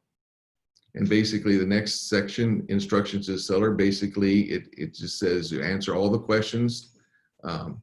And the way you see down there, if you look down there, you see a Y, N, UK, NA. Y is yes, N is no, UK is unknown, and NA is not applicable. So what the owner should do is go down each of these items and basically determine, if they're in good shape, bad shape, they don't know the condition, or the situation doesn't apply to their particular property. So they need to understand that, and it takes it one by one. So they really hit all the systems. The first section is systems, and it hits everything possible that would come up in a property. Now, right above that, obviously you have the description of the property. So you have the address, the legal description, the legal ownership, the type of property, single family, townhouse, condo, or other types of ownership, fee simple or leasehold. So just basic information that you'd have to put in the MLS system. If we could scroll down a little further on that, those are all the system items. And then the next section has to do with property improvements, additional information. So this covers areas such as structure, so structural issues that apply to the property, whether it's typhoon shutters, what kind of shutters, any kind of construction that was done during the previous ownership that was done without local or federal permits, information about your pool or spa, information on the land, drainage issues, things like that. If we had been using this a couple months ago, one of my agents wouldn't have had the problems they ran into with the way water ran down the property. So a lot of these things can really identify situations up front that can be either addressed or agreed to, or just something that the buyer just doesn't want to work on and looks at another property. Environmental issues, so if there's any contaminants or anything like that that may affect the property. Obviously, the lead-based paint is a federal disclosure item, but we want to make sure that that's covered in our disclosure. Information on fungi or mold, or any kind of infestation, water problems, wastewater disposal, whether it's sewer or septic, and whether or not the septic's been inspected and or cleaned in the past, and when was that done. Then it also hits areas of common interest community, so that would be for condos and such. So the documents that control that would be the bylaws, the HPRs, and so forth. Information on the association fees, whether or not there's any assessments pending or in the process, and what the amounts are.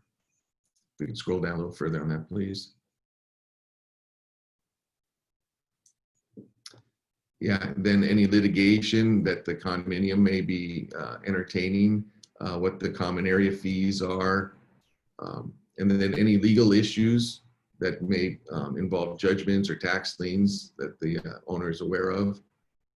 Stigmatized property, that's a big issue for a lot of people.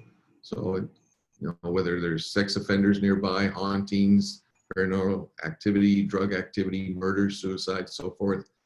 You want to make sure those are disclosed. And then any other conditions that they feel might affect the marketability or the availability of the property to the perceived or prospective buyer. And then you have a space there for indicating that, and then you have an attachment sheet. And then right just below that, if you can scroll just a little bit,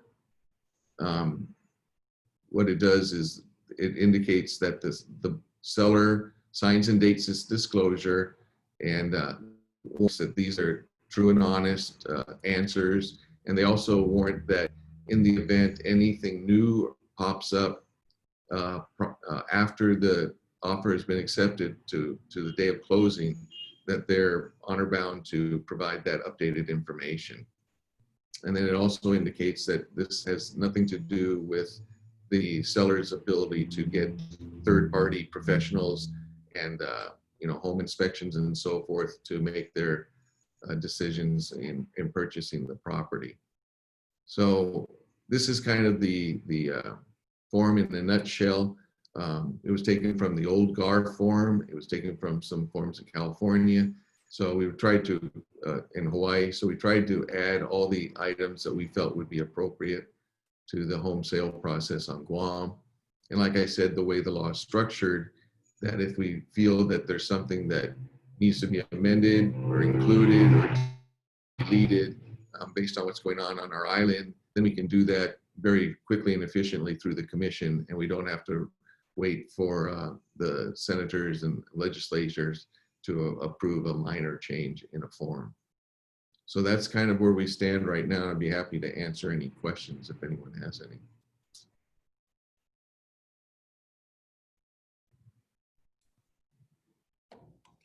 I have a quick question, Chris. If we do not have the owners that are present on, or some of them have never visited the island, is there a specific document that must be included in the seller disclosure? For example, for property managers or people that have represent the seller, can they sign and fill out the form on their behalf? I think with respect to off-island owners, I think the best way to do that, honestly, is to send the form to them. Now, if they don't understand or they've never seen the property before and they can't answer the questions, then to their best ability, they have to just answer the form. So if it's unknown for everything, then so be it. But agents should not, two things, agents should not fill out the forms for owners, and they should not tell them how to fill them out. They should, but they can actually fill them out physically if for one another reason the owner doesn't want to fill it out, but fill it out with the owner telling you what the answers are.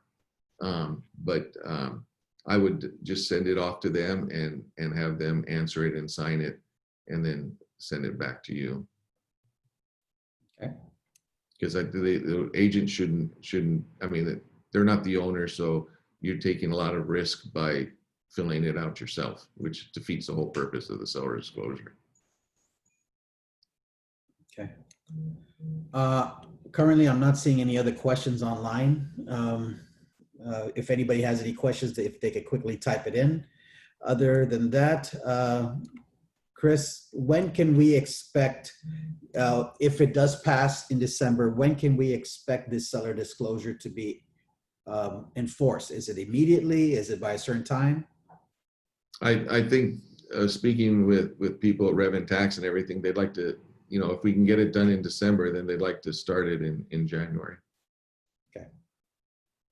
So it probably, requires once the December, it should be early December. And once that gets going, then, probably the best thing is for realtors to talk to their respective clients and say, this is coming down the line, and let people know, what's going to be the new way of doing business in terms of selling, just to give them a heads up. I'm just anticipating a few other questions here, but what about title companies? Would they be able to dictate to us to make sure that we can't close escrow, or are we able to close escrow if we do not have this document completed? Well, I don't think it's title companies' responsibilities for doing that. They're going to do whatever they're told. So it's going to be up to you and your respective client to make sure that that's done. So no one else is going to be out there telling you what you can and can't do. But at the same notion, you're going to be responsible, you know, if your guy doesn't do it. So you need to let people know that they refuse to sign it, and then you get off the hook. And then it's up to, you know, the Department of Revenue and Tax on how they want to implement fines or such penalties. Okay, well, kind of in line with our standard forms, as soon as it does get approved, we need to upload that into our zip forms as soon as possible. Yeah, yep. And then I think, you know, maybe the MLS committee should look at whether or not it's a requirement for listing. Okay. You know, I mean, that might get it all done up front for everyone, and then it's available for any agent who's showing a property. They can download it, you know, on their showing. So that might be a convenient way to do it.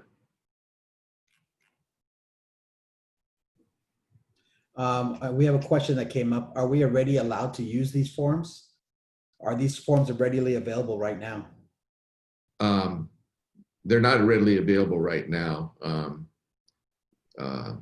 We could probably send drafts to people, and I mean, it doesn't hurt right now to do any kind of seller disclosure form because there's no law. But once the law comes in, then you'd want to use this form. And in the past, I've used it with our people. So, I've seen a similar form a few years ago as well. So it's quite similar to that with a few adjustments. Yeah, I mean, there's only so many different types of questions you can ask about a property. Correct. Okay, well, Chris, I thank you for your time here, and thank you for the update, and we look forward to getting a thorough bill passed that will allow us to protect ourselves and our sellers. Okay, sir, I appreciate it. Sorry, if I can, I just see one question. Can I go ahead and ask it? Sure. Go ahead. I'm sorry, maybe this form only applies to residential, not to 4 units or more? Was that asked already? 4 units or less. Or less. Okay, it says or question mark. Yeah, so residential is considered 4 units or less.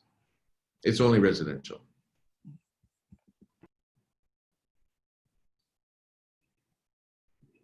Okay. Okay, well, I appreciate your time and effort, and if anyone has any questions, they're free to contact me. All right. Thank you, Chris. You have a good day. You too. Take care. Okay, moving along with the agenda here. Our next, hold on, let me see where our agenda is at. Our next presenter is coming from Manhalam, who is our GRPR partner, and they have some exciting new updates to let us know about. Please welcome Mr. Frank Ariola, or Franklin, as it says here. Hey, good morning, Bobby. Good morning. Half a day. Half a day. Good morning to the rest of the GARD board members and the brokers forum. I was here. I think I made a presentation at the same time last year, and so we come back 1 year. We've launched the GRPR, as you all know, and since earlier this year, I've been working closely with the GRPR task force in trying to get move from our base package up until add additional features. And so this morning I've been asked to provide an update of those particular features. And so what I'll do is I'll kind of go in no particular order, just touch base on what the plan has been and each of those different items that we've been asked to put together. So if you recall, earlier this year, January, we launched the base package. Along the way, we've, based on feedback from the membership, we've made some adjustments in the user interface, user exchange, the UI UX component, right? Which means some of the look, certain types of satellite layers, et cetera, et cetera. So we've made those adjustments. In addition to that, we've also set up a beta test site where members of the task force can look at the same GRPR that you are all using, but what we've done is we've added the new items on there, the new layers and the new features, so that the task force can look at it, play around with it, and provide feedback to us so that we can then program it to and develop it to its final form. Some of those things that we've done, and those are now currently in the beta site. We still have to work with the task force to identify the hows and whens of when we actually release it to the overall membership. And so, and some of these obviously there's a cost to doing some of this. Clearly for us, as your partner, we want to make sure that it's as cost neutral as possible. And so, as your partner and working with the task force, that's where we're at right now. This one, you know, what, when, and how to launch these new items.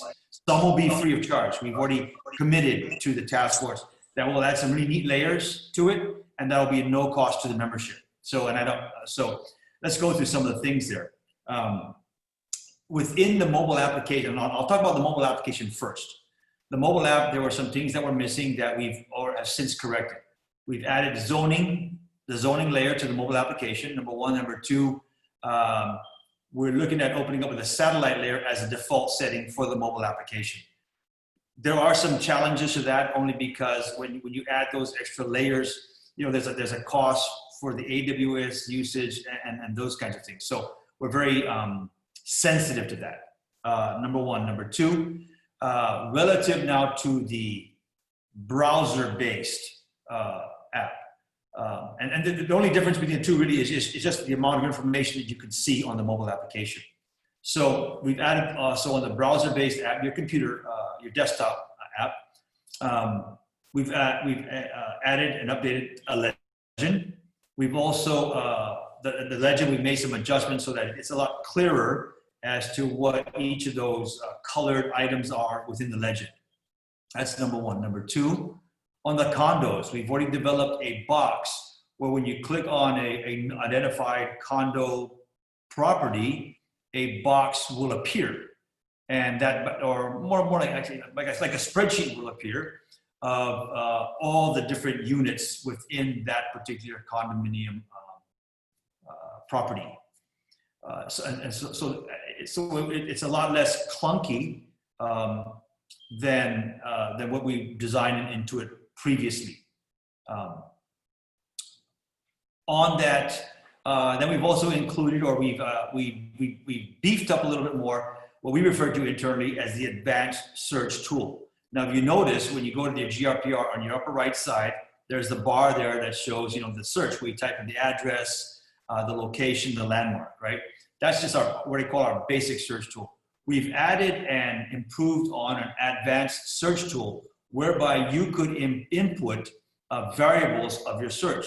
To use Ryan Murman's example, you can in one area, I look for and define those variables, such as properties 10,000 square meters or larger. On top of that, the other variable you would add onto it is those that are either commercial or M1 zone, right? And then you can add a third variable where we say in the municipality of, say, Dededo. So you put in all those variables, you hit the enter button, you click the go button, and it'll identify those properties that meet or exceed those particular variables. So that's what we call our advanced search tool. That is currently in the beta stage. And so what we'll be doing with the task force is in our next meeting, which should be in real soon, in the next week or so, to go over those things, get their feedback from it, and then determine what scale to launch these features with the rest of the membership. The final update that I have for you is on the MLS integration. But actually, if I could, before I get into that, in our last meeting with the task force, what we received direction to do, and it's a smart thing to do, it's the right thing to do. All these different features and all this feedback we've gotten, we've got our tech team that have been kind of locked up in their own little rooms there. And what they've been doing is focusing on building all these different features onto the GRPR component, right? So that's what we've been busy doing for the past, 3 to almost 4 weeks now, so that we can build all these things, put them in the beta, we call the beta box, with either an on or an off button. And so right now they're all on the off component. When we click on the on button, then it goes live onto the GRPR website.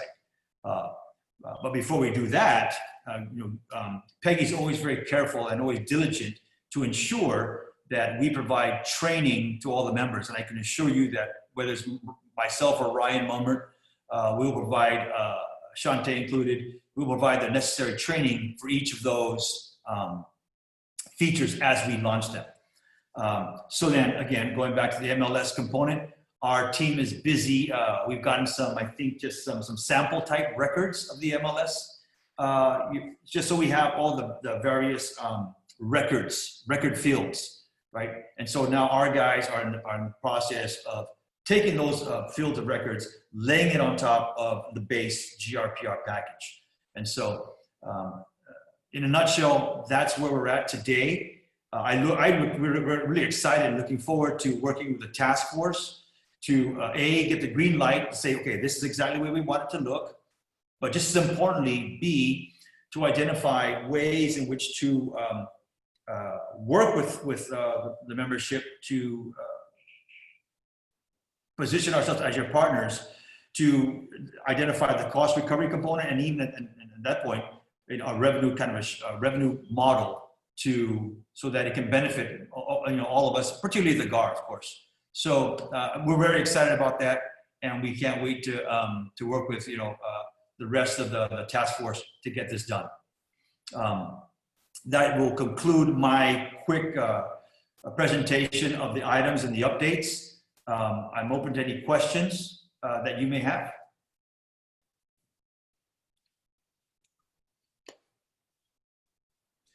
I have one. Do we have an expected launch date for the mobile app? For the mobile app? Yes, the mobile app. I think the only thing we have left pending on that are the layers. So, we can launch that as soon as we get green light for you from your task force, from eBody. Okay. The only other thing that we may have an issue, well, not an issue, but something to consider, obviously, would be the training component. Okay. Okay. Okay, I'm sure we'll be able to work out that training component just like we did last time, which went pretty smoothly. In fact, thank you for that. Yeah. We have a question for Mr. Ray Haddock. Go ahead, Ray. You can unmute yourself. Hi, Frank. This is Ray Haddock. One of the improvements that I thought would be great is I noticed on it that it had the assess value. Would you guys be able, because I guess more important than the assess value is the appraised value, because we don't necessarily know what's been deducted, whether it's a homeowner, whether it's a handicap, if it's been they're farming. So the assessed value is a lot more arbitrary than the appraised value. Great question, Ray. Good to see you again. Give my best to Bobby, your boy Bobby. From a technical standpoint, we can pretty much include or attach whatever data is out there, right? I think the question is for us as a group, as a partnership, to identify where we can get a steady, consistent, reliable stream of appraised values, right? And once we can, and I think we all know we can get that. Once we are able to identify that, where we can get it, however we obtain it, through a sharing arrangement, through whatever, and I'll leave that up to the task force to give us guidance on that. We can then absolutely include that, Ray, to complement the current assessed values. You know, and I'm not a realtor, but I certainly can appreciate the difference between the assessed value and an appraised value. So to answer your question, we can do it. We just got to find it and get the permission, however we do it, to include that. And I know Bobby and the rest of the force, they've certainly got their hands wrapped around this as well. And so I know Ryan on our side is really leading forward in that area as well. So Bobby. So just to add to that, Ray, we did have a meeting with the appraisal board, and they are interested in doing something together. But the guiding line here is who owns the rights to that appraisal, and they themselves are not able to freely share those appraisal numbers without the permission coming from either the banks or from the person that ordered the appraisal. So that's our guide, our underlining hurdle that we have to pass if we can at all. So that's where we stand. If I just might clarify, I'm not asking about an appraisal, you know, like an independent, like a fair market value appraisal. I'm asking about the tax appraisal. So at Revenant Tax, they have two values. They have the appraised value of the property, what they appraised it with Cisco when she did it 10 years ago, it seems like about now, when she went and she appraised all the properties for land management, and then they have the assess. And so when you go over there, if what was currently on our site, they have both figures, and I think it would be, I think Frank could, if GAR does want him to put it, they could probably put it. But at Revenant Tax, they give you two values. They have your assessed value, and then they have your appraised value. And so when you request a certification from them, they'll give you both. And what the appraised value that we're currently showing on the website is the assessed value minus all the deductions that Revenant Tax is giving you. So if you're a homeowner and that's your primary residence, and you get a portion of that taken off. And if you have someone disabled in your house, you get a portion of that taken off. So they have both of those figures, and it's just I think it's more meaningful. You know, it'd be nice to have both figures on our search, but I think the what real properties appraised value is the more meaningful figure of the two. I agree. Actually, that's a good point. Thank you for that, Ray. I'll definitely look at it and see what Manhalem and GRPR Group can actually put together.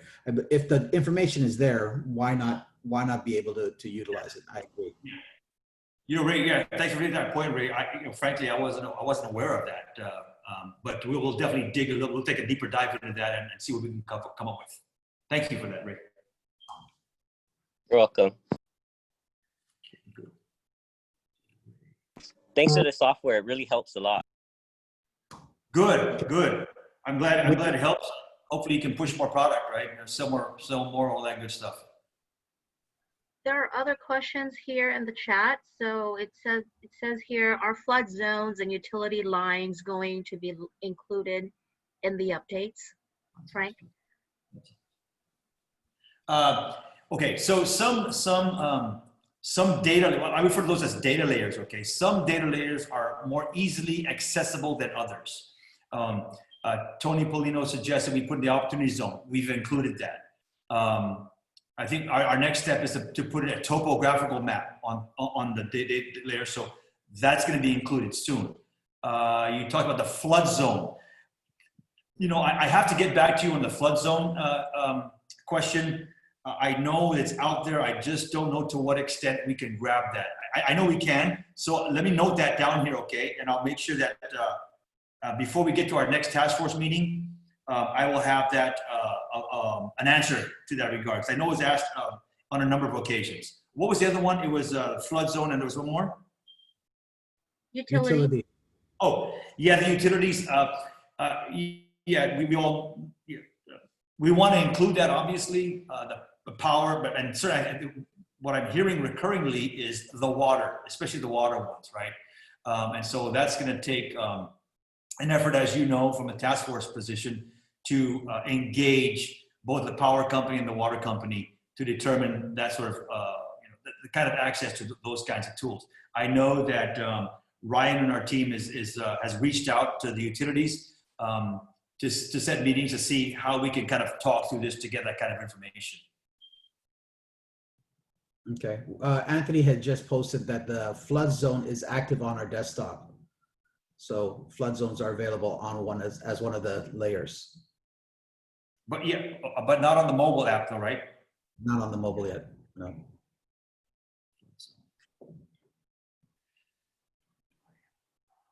I'm sorry, my pen ran out of ink, so I'm just taking my notes here.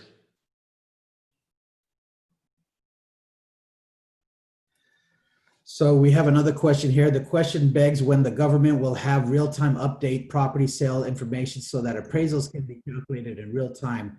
The 10-year triennial reassessment of property values is not very useful. And I think we tend to agree, but I'm gonna leave that for anybody. Do you have any comments to add to that, Frank? Yeah, you know, when Ray brought up the assessed as a versus the appraised value, you know, I know that triennial assessment, I think that's going to happen either this year or first part of next year, if I'm not mistaken. And so relative to what's the most recent stuff, you know, again, from a technical standpoint, we can drop into this whatever we have, we can have access to, get our hands on, right?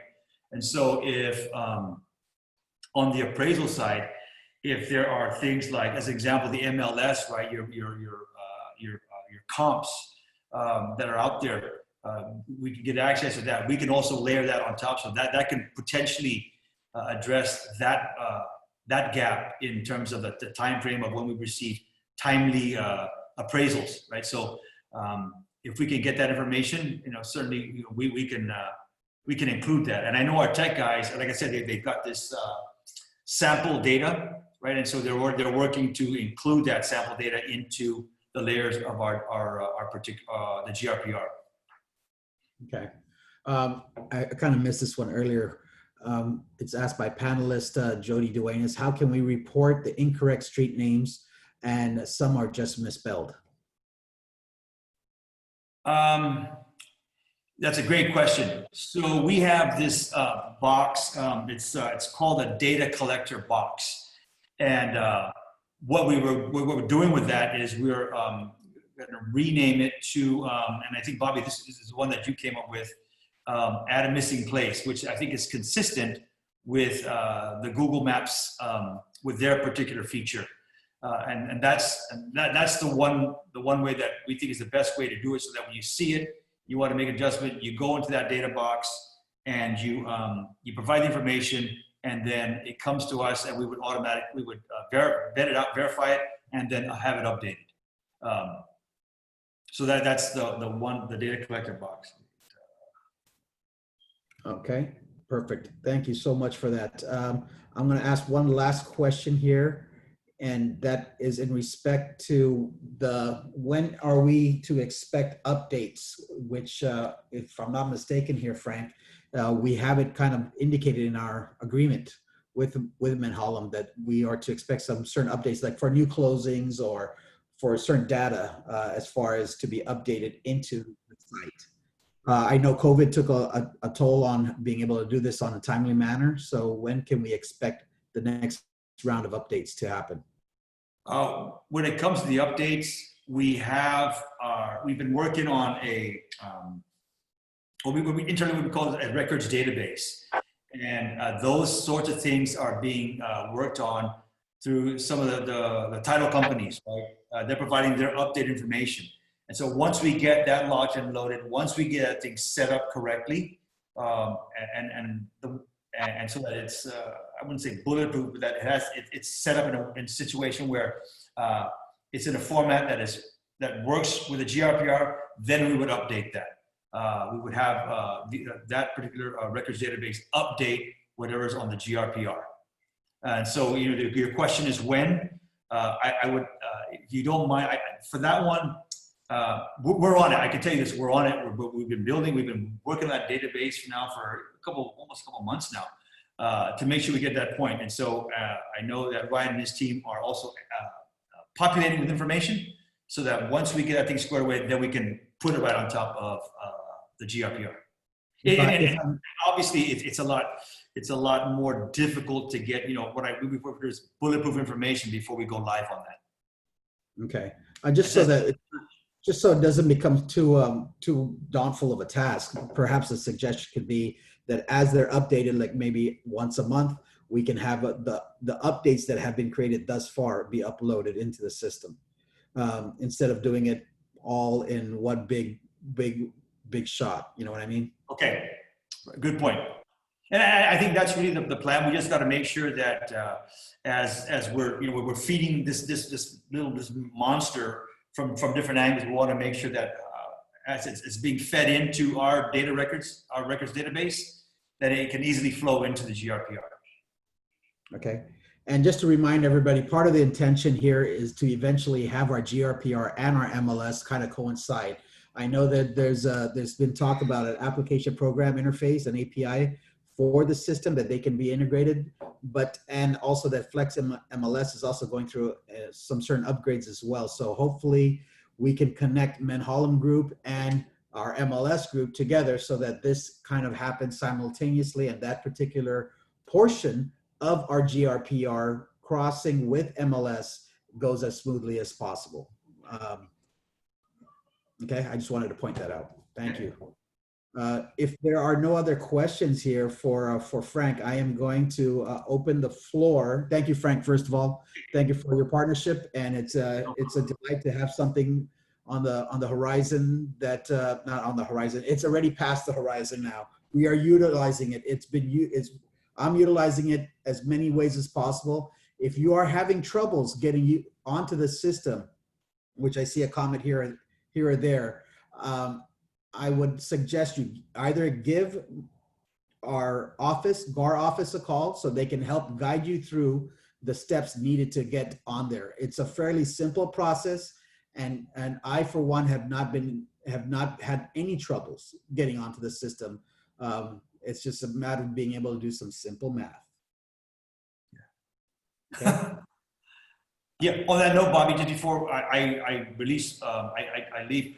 I'll reach back with Peggy, and we'll get our next meeting for our task force, and hopefully we can do maybe like within the next week, 10 days, so we can get the feedback and finalize and start working on a launch date for some of these easier to launch data layers. Okay. Sounds good. Thank you, Frank. Good seeing you all. Thank you. Thank you very much. Take care. Thank you, Frank. Okay, moving along with the agenda here. Bobby, if I can interject something quickly, I just want to make an announcement that we will do some Ford raffle giveaway courtesy of our platinum sponsor for the year. That's ANZ Guam and Security Title, but you must be present to win until the end. So our president will do the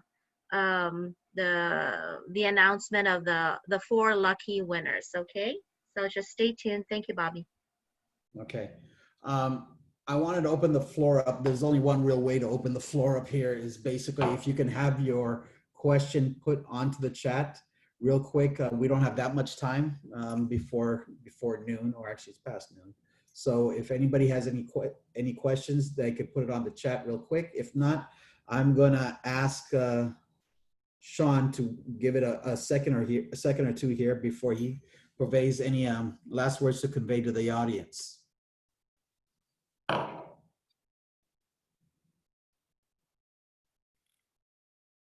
Okay, Sean, the floor is going to be yours. Is Sean here? Sean, I think you had to step out. Okay, not a problem. Well, then we're moving along here. There's a question here that we might want to address, and I think this is a board question, so I can either address it to President Claire or may I remind others to please keep yourselves muted, please. Thank you. So there's a question here earlier. Is our association now under CAR, or what was presented earlier just explaining of a CAR best practices? Can a board member clarify? Peggy, if you want me to take that, I can. Yes, please. Okay, so GAR is not under CAR. Let's just, I want to make that clear. The only thing that we are to follow is the terms of the EULA that is regarding the forms that are being licensed to us, and they've mentioned for free. So, it saved us a bunch of money in order to get forms set up and things like that. So no, we are not under CAR.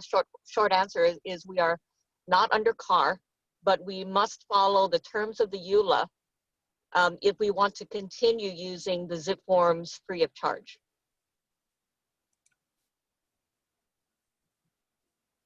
All right, thank you, Claire. I appreciate that. That's the only thing that I thought maybe is a question that needed to be addressed. Peggy, I have one more item. I know that Deborah mentioned this a few times, and maybe some people are wondering what IP means.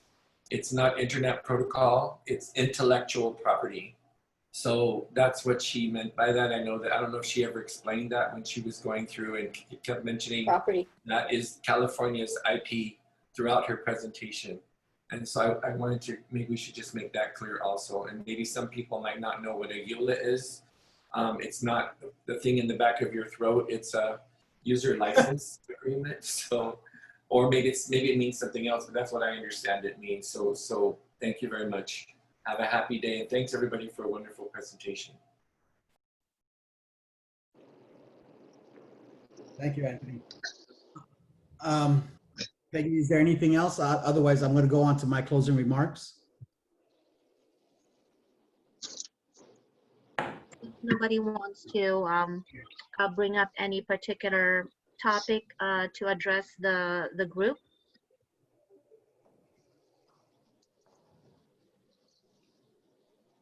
I see no hands raised, so I will go ahead and defer to you, Bobby. Okay, so in closing here, I wanted to let everybody know that in the past 3 years, in my second round of volunteering for this association and being elected, I wanted to thank you guys for allowing me this opportunity to kind of close out my 3-year term here as your past president, and last year as your president and president-elect in 2018. It's been a great 3 years. We've gone through a lot of ups and a lot more ups. Okay, because there are no downs. The only down is the challenge that you can't defeat, and we've accomplished to hit all of our challenges, and we're going to be able to get through them all. And that I promise you, this association, our board, been able to stick together on a lot of fronts, not all, but on a lot of fronts, all been on the same page. So I wanted to assure everybody of where our association is heading, how far it's come in a short amount of years, and I thank you all for your time, and I encourage you, if you want to make some changes, if you want to do anything within our association, the only way that can be done, folks, the only way that can be done is not by whining about it or raising your hands, is going out there and volunteering. Put your time in our association, become a committee member, become a committee leader, become part of our board. Go out there and participate. That is the best way, and I can assure you, your voice will always be heard. So that's all I have to say, and I thank you all for your time here, and hopefully you had a great Brokers Forum. Thank you. Thank you, Bobby. I appreciate that. And once again, all these information are really meant for all of you to share at your respective offices. We may not have all this information previously, and we move forward with what we don't know, and we move forward and we improve every day. So that's the commitment that we have to you. With that, I would like to defer to President Claire. And in your closing remarks, President Claire, before everybody falls off and log off, I need you to give me 4 numbers between 1 and 44. 4 numbers between 1 and 44. And then definitely do your closing remarks. Thank you.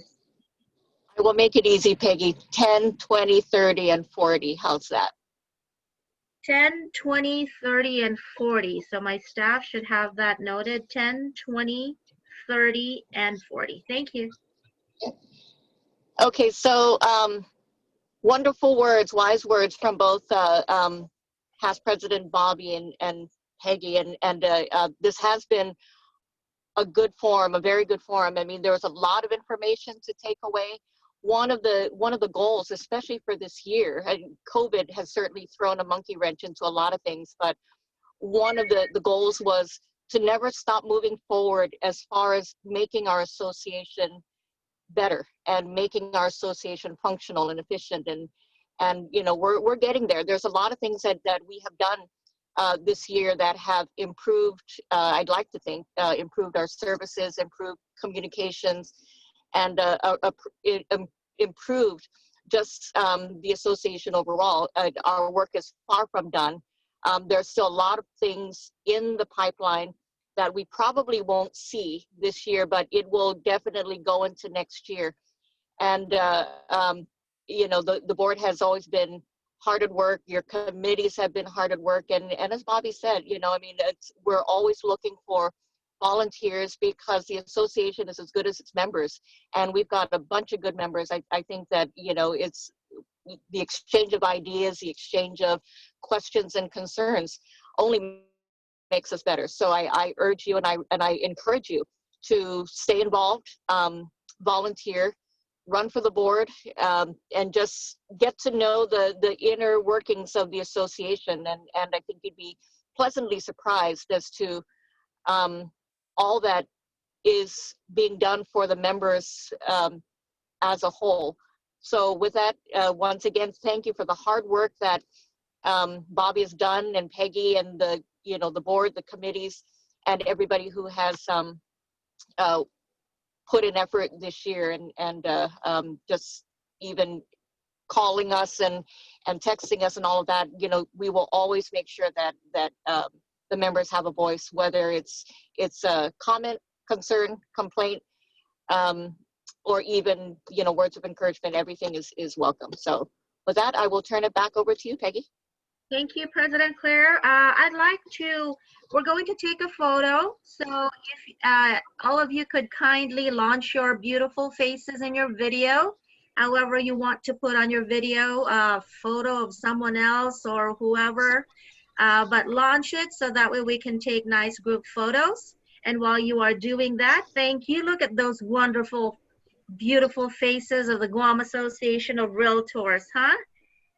Thank you so much. Now, while everybody's launching their video, I'd like to announce Peggy, you too. And the winner is Evangeline Arroyo, Julie Paxton, Monty McDowell, Scott Campbell. So thank you all very much. My staff will be taking photos right now. Big smiles. Thank you all. We appreciate you very much. Have a beautiful rest of your day.